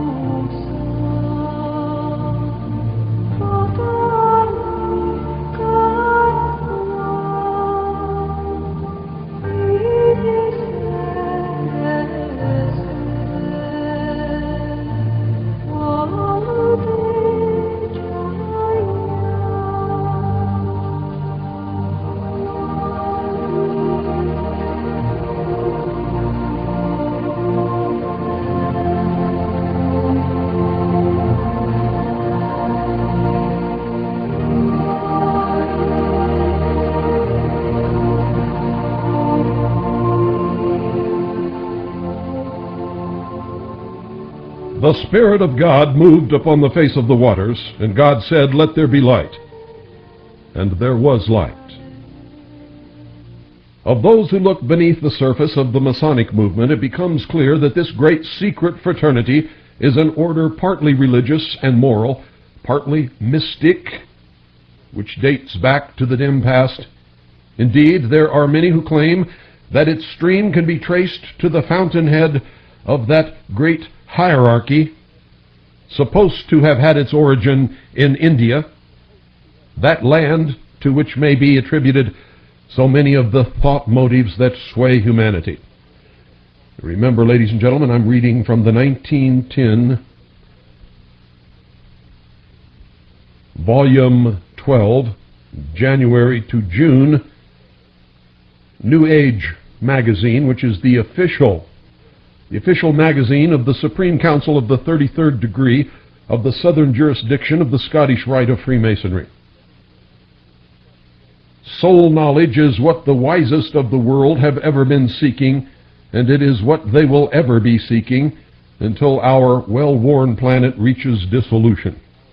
It embraces a realization of the deity in all creation and a recognition of the interrelation between God and between man and his brother man. Therefore, this search stands back of all the faiths and religions, and many and devious have been the roads over which the seekers have passed, each choosing the pathway best suited to his nature. For their particular glimmer of this great light, many have laid down their lives. Because of their longing for this inner vision, many have abandoned the world and lived in monasteries or deserts, or have isolated themselves in mountain fastnesses. It matters not whether we examine the records of pagan or Christian countries. Everywhere we find mention of these mystics, visionaries, dreamers, who have counted the pleasures of life as dross and the hidden truth as all in all, and have groped on wisely or blindly, as the case might be, in their quest of this science of the soul. There is no doubt that but each religion caught some of the light, and with it kindled its individual torch. Afterwards, the crystallizing process of form laid stone after stone around that torch, until an impenetrable wall hemmed it on every side, and its illuminating rays were either deadened or extinguished. As we pass in review all the beliefs, facets, denominations which have arisen and waned, we know that the way of each was too limited, and the man-made dogma more prized than the spirit within. Thus, as we move back through the ages, granting the good here and the pity of it all there, we stand at last before the fountainhead, the great wisdom. It limits neither breadth nor scope of any man. It allows to everyone the fullest soul development of which he is capable. Following it, all must grow. This ancient theosophy may be regarded as the source of God knowledge and of soul knowledge. From it extends the chain that can be followed link by link through all the religious creeds, humanitarian movements, and secret societies. It is the sacred bond connecting one with another, beginning with the spiritual hierarchy, considered by students of the Orient as a grand communion of perfect souls. This great wisdom has flowed steadily on. From it have come the sons of God, the saviors of the world. And ladies and gentlemen, that will give you some indication of what they believe themselves to be, and why they believe that it is them that must decide the future of all humanity, and not us, whom they call the profane. I continue. These progressive ones have been the founders of all religious belief, and the reason of its diversity lies in the fact that the inner secret has been revealed only so far as the receiver could understand. We find Christ stating to his apostles, "I have many things to say unto you, but ye cannot bear them now. while old Jewish records claim that the chapter on creation was to be expounded to only one hearer. Thus we learn that the great mysteries were always preserved for the enlightened few who could hold and follow the truth in all purity and were destined to become the teachers of mankind. According to the Reverend Dr. Oliver, Freemasonry was the great original system through which the Spirit of God moved among the sons of men, and by which the soul climbed up to God. We find him making this assertion, quote, "The mysteries of all nations were originally the same and diversified only by accidental circumstances of local situation and political economy," end quote. Now this same authority states that many signs and symbols of the rites of Freemasonry have been discovered among the remaining landmarks of the antediluvian world. He believes it to have been practiced at the attempted erection of the Tower of Babel and at the dispersion scattered far and wide among the different settlements. Research shows that in remotest antiquity, the art of building was considered sacred and was carried on by priests. As examples of this may be cited the Ionian architects, the Dionysian artificers, and the operative members among the Eleusinian mystics and the Pythagorean and Essenian associations. The priests and builders in these societies were always connected, and we find most of the famous ruins of the past ascribed to the Ionian and Dionysian artisans and artificers, while the pyramids of Egypt bear witness to the magnitude of the builder's art among the pharaohs, where the priesthood was dominant. Indeed, it is to the pastos in the king's chamber of the Great Pyramid which irresistibly leads us to a belief that Freemasonry existed among the builders and priests of Egypt, for we find the chief ceremony of the Masons typified by this pastos and are compelled to acknowledge that the doctrine implied is the same which connects the apparently distinct mysteries.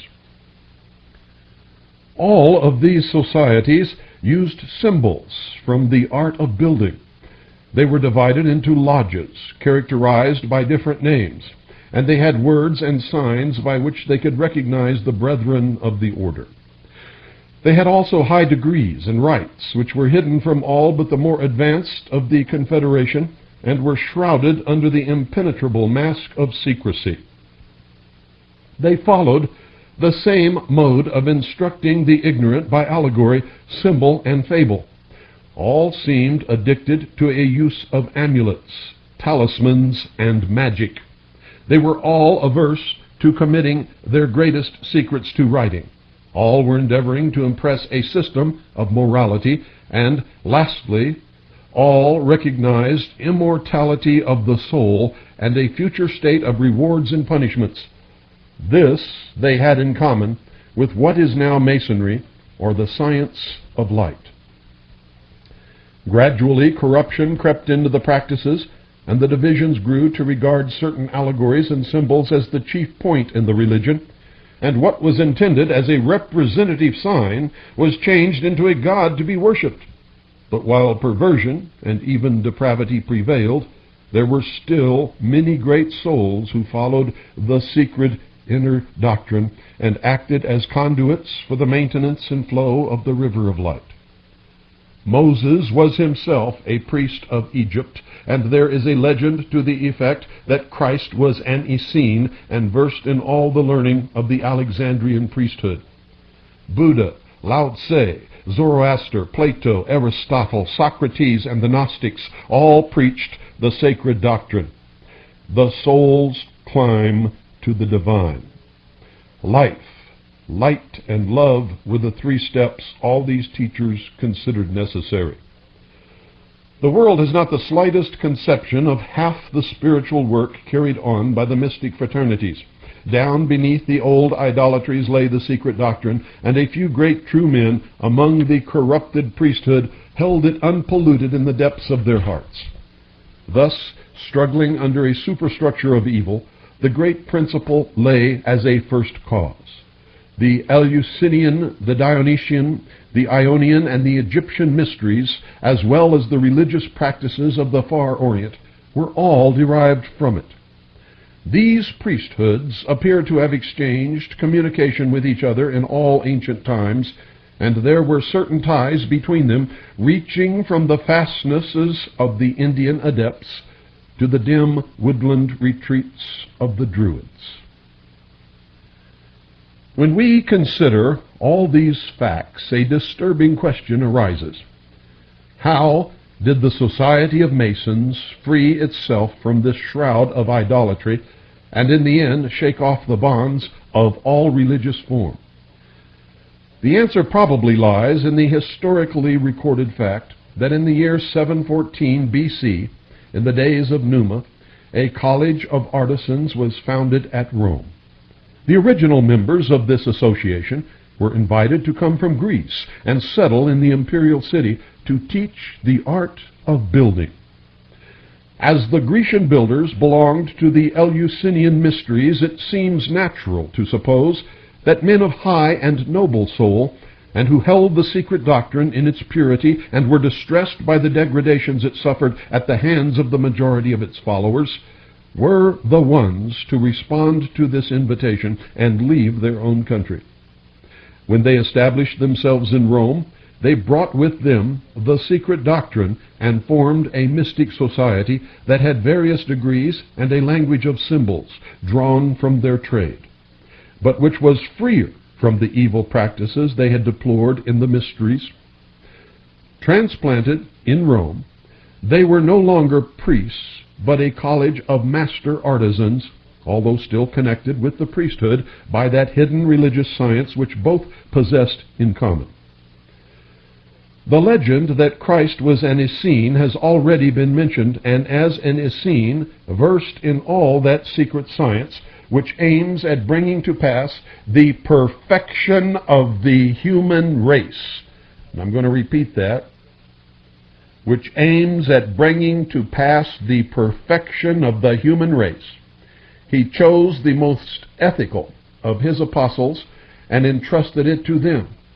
The divine principle thus passed into the keeping of the early church of the Christian era and was handed on through the priesthood of the Church of Christ as it had been through the pagan priesthoods.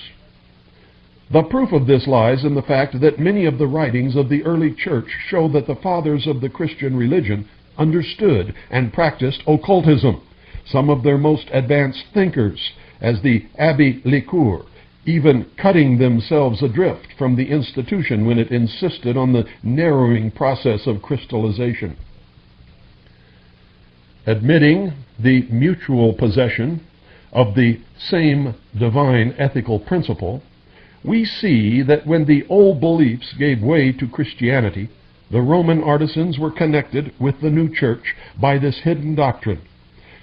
Through the early ages of Christianity, we find traveling architects and builders who moved from country to country to erect the great religious edifices, and these wandering artisans were the descendants of the college founded by Numa. They called themselves traveling Freemasons. Today they call themselves fellow travelers.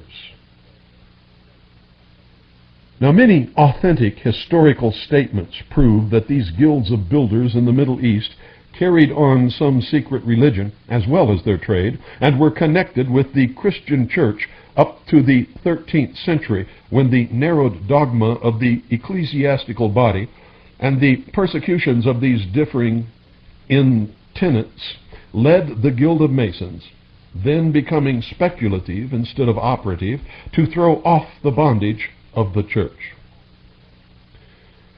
Most authorities believe it to have been at this stage in its development that the great secret fraternity adopted the name of Freemasons and became a moral society instead of a band following a particular craft, while at the same time they retained the symbols of the trade they no longer practiced. It is proved beyond any doubt that the Emperor Rudolph I, in the year 1275, authorized an order of non-operative Masons, and in the century following, many brotherhoods of the same kind were legally established. The most generally accepted opinion is that the present body of Freemasons, which is less mystic than formerly, was rearranged in the year 1717.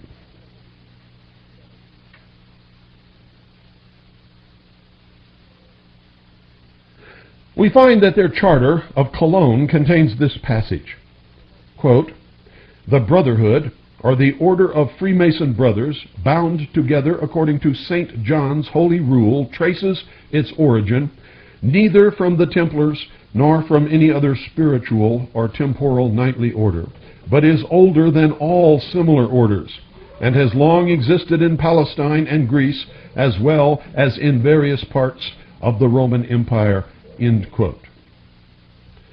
And in the absolute meaning of this statement, it is correct, ladies and gentlemen. It does not trace its origin to the Templars. However, it was the Templars who brought it from the Middle East to the European continent. Through this statement, we stand again face to face with the pre-Christian secret doctrine. This growth of the Great Brotherhood through the purely Masonic channels of the Middle Ages, changing the name Freemasons when it threw off all allegiance to the Church and became non-operative, appears the best founded theory and the one most reasonable and plausible. There are many, however, who believe that the Freemasons came into existence either through the Order of Knights Templars or else through the Rosicrucians, adopting symbols and practices copied, not inherited, from the art of building. And undoubtedly a similarity in connection between the belief and organization of the Templars and Freemasons can easily be traced, yet there seems scarcely convincing proof that the latter developed from the former. Indeed, the burden of evidence tends to prove that the Templar growth owes its origin to the Masons. And ladies and gentlemen, that is true. As the Templars gained the knowledge of the ancient mysteries in the Middle East, brought it to Europe, and dispersed it from there. Freemasonry did not come from the Templars, yet it moved through the Templars from its original place of development in the Middle East, brought there from the Far East. I continue. These Templars were a religious and military body of knights which was founded during the First Crusade in the early years of the 12th century by Hugh de Payens and Geoffrey de Saint-Adamere. And ladies and gentlemen, that is a false statement, a totally false statement. That just flat is not true. The Knights Templars were commissioned by the King of Jerusalem on the Temple Mount. Originally, there were only 9 knights. And they worked for many years on the Temple Mount and in the tunnels and passageways beneath the Temple Mount. Many believe that they were looking for the treasure of the old Temple of Solomon that was supposedly secreted away when the Romans destroyed it, and that could be true. But the truth is they were commissioned by the King of Jerusalem. They were not a religious order. In fact, they were not accepted by the Catholic Church until many years later, when they become so wealthy and so powerful that the Pope needed them as an ally. That is the truth. And if you study the history of the Templars, you will soon find that statement is the fact and not the statement in here. Hugh de Payens was the first Grand Master of the Knights Templars, but he did not found the Templars. I continue. There were 9 knights in this little band when it was first established, and they bound themselves together by the strict rule of St. Augustine. As some authorities claim that Hugh de Payens was himself a Mason, there were probably distinct Masonic features about the early ceremonies of these knights, whose chief aim was to protect the pilgrims in Palestine, and who therefore styled themselves Knights of Christ. And that also is a false statement, ladies and gentlemen. They had nothing to do with the church until the Pope summoned them and commissioned them to protect the pilgrims on their way to Palestine, which the Knights Templars seldom, if ever, did, ladies and gentlemen. Instead, They engaged themselves in battle, and at times were even allies and confidants of Saladin, who was supposed to be the Muslim enemy of the Christians in the Middle East. So this account, written by a Freemason for the official tome of Freemasonry in this country, has some errors. You must take that into account in all of it. If there's one error in here, there may be more. And so far, we found two. I continue. At this point in the Templar history, we must once more turn to that legend which claims that Jesus the Christ was an Essene and versed in all the mysteries of the Alexandrian priesthood. When he presented himself before the scribes, Pharisees, and priests in Jerusalem, it is believed that he showed them how the laws of Moses had been perverted and the secret doctrine denied by the practices and teachings of the Levites. And he tore down the veil which hid the truth from the people, and so far as they could understand, instructed them in the great principles of God and light and love. Then, choosing the most trustworthy and advanced of his apostles, he committed to them what the masses could not comprehend, the secret doctrine, and placed them under his beloved disciple, St. John. So runs this Christian legend. And that is not true either, ladies and gentlemen, because he placed them, according to the church, under his apostle Peter, if you'll remember correctly. Now, all through this, there's one thing that you should have already understood. Freemasons are not Christians. Not one Freemason in this world is a Christian if he follows the teachings and doctrines of the Freemasonic Lodge. Now, he may be a member of the lodge in the lower degrees and still go to a Christian church and consider himself to be Christian if he has done no studying of the symbols or the lessons that are taught in the lodge and is just there for material benefit or for comradeship, as some of them are. The true understanding lies at the highest degrees. And of course, this was written by a very highly degreed member of the southern jurisdiction of the Scottish Rite of Freemasonry.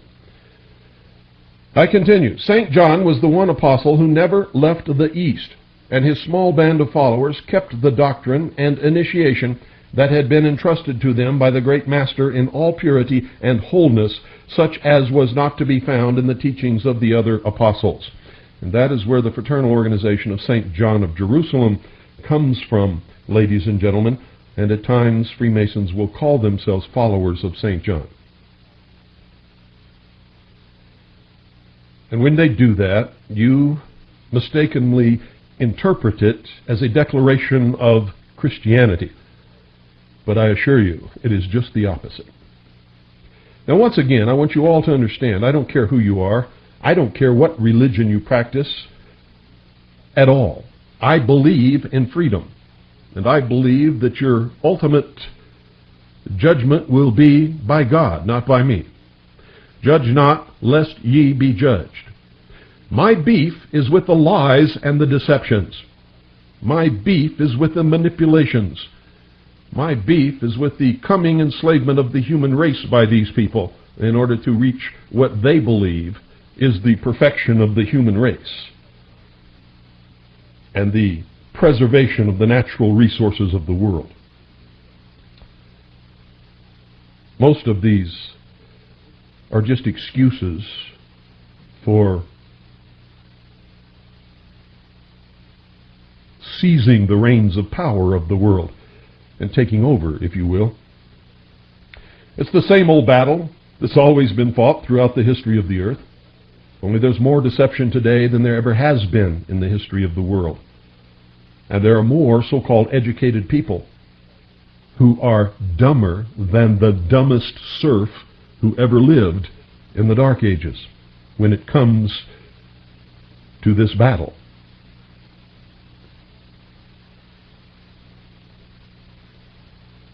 I continue. The men of this little Eastern church styled themselves Johannite Christians and lived on in Palestine. They felt a special gratitude to Hugh de Payens and his knights for befriending the pilgrims to the Holy Lands, and so they rewarded the Templars with the treasures of knowledge they had hoarded through 1,200 years. And there's the admission that they brought the mysteries to Europe.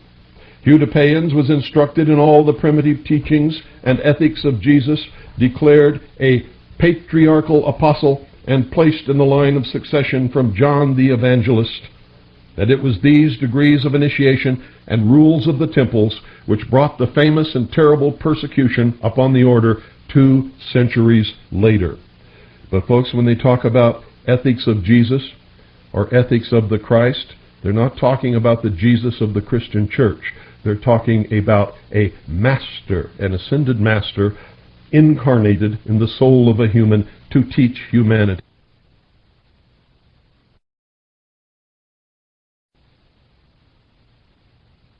It is not that Jesus and not that Christ that these people are referring to. I continue. When that disastrous period arrived and most of the masters and Templars of note had been tortured or burned alive, and the institution crushed by the commands of the Romish Church, those Templars who escaped are supposed to have taken refuge with Robert Bruce and joined the Guild of Masons in Scotland, which was through them reorganized into Freemasons. Thus it is that some authorities consider the great fraternity to have grown out of the Knights Templars. And that is not true. The Knights Templars brought the fraternity to Europe, and so it moved through them. It did not originate with them. It originated in the dim mists of the history of humanity. Yet, on the other hand, it is hardly credible that a powerful body like the Masons, which had weathered storms and opposition and stood the suspicion of church and state, should allow itself to be dominated and totally changed by a small band of crushed refugees. And that is their mistake. The Templars were by no means crushed. They just moved underground with all their wealth and power, and their vast fleets became the pirates that sailed the 7 seas. And you all wondered where the pirate treasures went. You see, these pirates didn't just raid ships and get a few gold pieces here and there. They raided the great Spanish galleons. They raided the ships full of wealth and treasures from the east. They measured and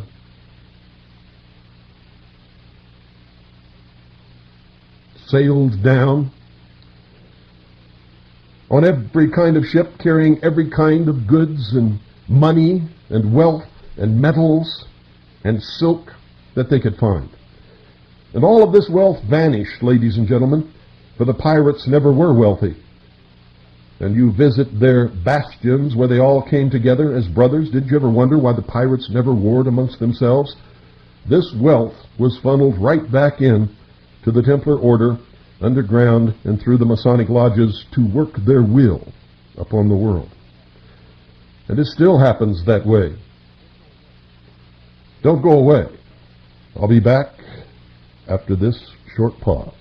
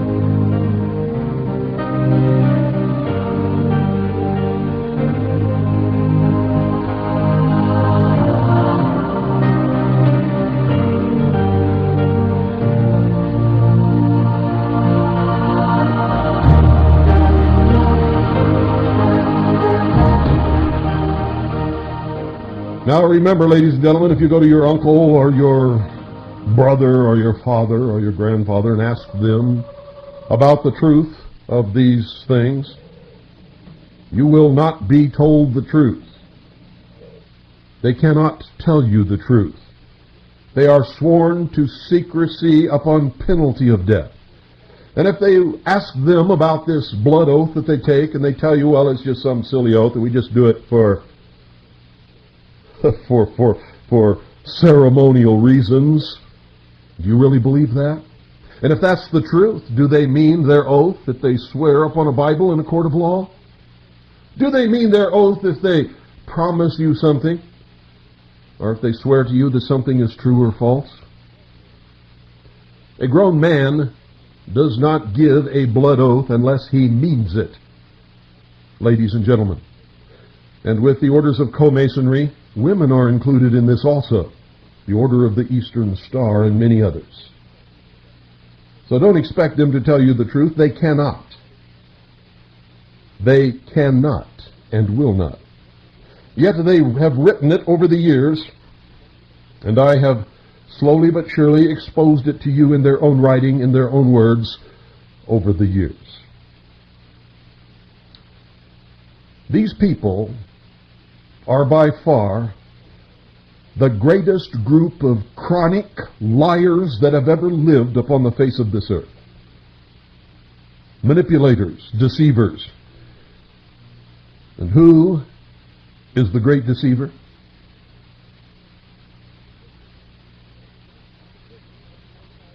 I continue. Everyone, however, must admit that it is extremely likely these persecuted Templars tinged some of the existing forms and ceremonies with the knowledge and practices of their order. And I can assure you that that is true. The rite of strict observance was doubtless added from their affiliation with Freemasonry, and there can be little question but that the degrees of this Templar rite were high ones, intimately connected with the mystic doctrine. Yet it is about this same rite of strict observance that there is so much controversy. The very materialistic among the Freemasons denying that it ever existed, while those more mystic by nature have no hesitation in acknowledging it. The matter is still a debatable point in the great brotherhood, but in their own writing passed down through the ages there is no debate. It is clearly true. This much, however, seems clear. The Templars had a Masonic impulse back of their foundation, flourished for 200 years as a separate institution, and then returned, as it were, to the fold, a shattered remnant. Therefore, it would appear a baseless supposition that Freemasonry was derived from Templar sources. An equally untenable theory is that it was a development from the Rosicrucian Society. Again, as with the Templars, it is probable that the Rosicrucians also owed their existence to the Masonic River of Light, although in their ceremonials and practices they differed more materially. As has been previously stated, men have always been on the search for soul knowledge, and the spirit of the Rosicrucians, the mystic seekers, has existed for all known time, though not at first represented in a definite established society. This seeking necessitated the conquest of mind, body, and soul, and only those who proved by this means that they were worthy were considered fit for higher things. The Rosicrucian spirit moved by way of the secret doctrine, by way of the old religions and philosophies, and by the way of Masons and other mystic brotherhoods. We find the spirit among the Hermetic seers, the Magi, the sages of Chaldea, and the old Semitic and Chinese civilizations. Melchizedek, whom the Rosicrucians considered their first grand master, tried to show the mystic truth and rich philosophy to the multitude, without regard to the fitness of the time or man. Afterwards, when he looked about him, he beheld a startling wilderness of beliefs. Certain among his followers had seized one truth, and others yet another. Each had been made into a god before which men worshipped. The purity of the teaching remained only in a few great minds. These saw that the wondrous secret doctrine could not be paraded before an ignorant multitude. They realized that it must be preserved in the hearts of the few, and so we only obtain occasional glimpses of great masters when the veil lifts a little, and the Christ, the Buddha, and the other foremost religious teachers move for a while over the world stage. Yet always, wherever this veil is lifted, we see vaguely the despair, that the lofty ones must suffer from the souls who will not be taught. And we recognize likewise that persecution and even the stake comes often as the reward of those who would better mankind. Thus we become aware of the reason why we so seldom catch these glimpses through the veil. Those great enough to be the world's Savior are only born at rare intervals. And here you see some of their arrogance, ladies and gentlemen. If they go and teach their religion, and religion it is, and it is rejected by someone, then these are the souls who will not be taught, and those who are teaching it are suffering the rejection of these souls. Arrogant, extremely arrogant. Once again, we find a religion that condemns everyone who will not believe their dogma outright. And it is dogma, ladies and gentlemen, and like all religions, none of it can be proven. None of it at all. In fact, quite a bit of it can absolutely be proven to be false, with no problem whatsoever, by even the simplest mind. I continue. The spirit of the Rosicrucians was moving, as we have seen, through many ages.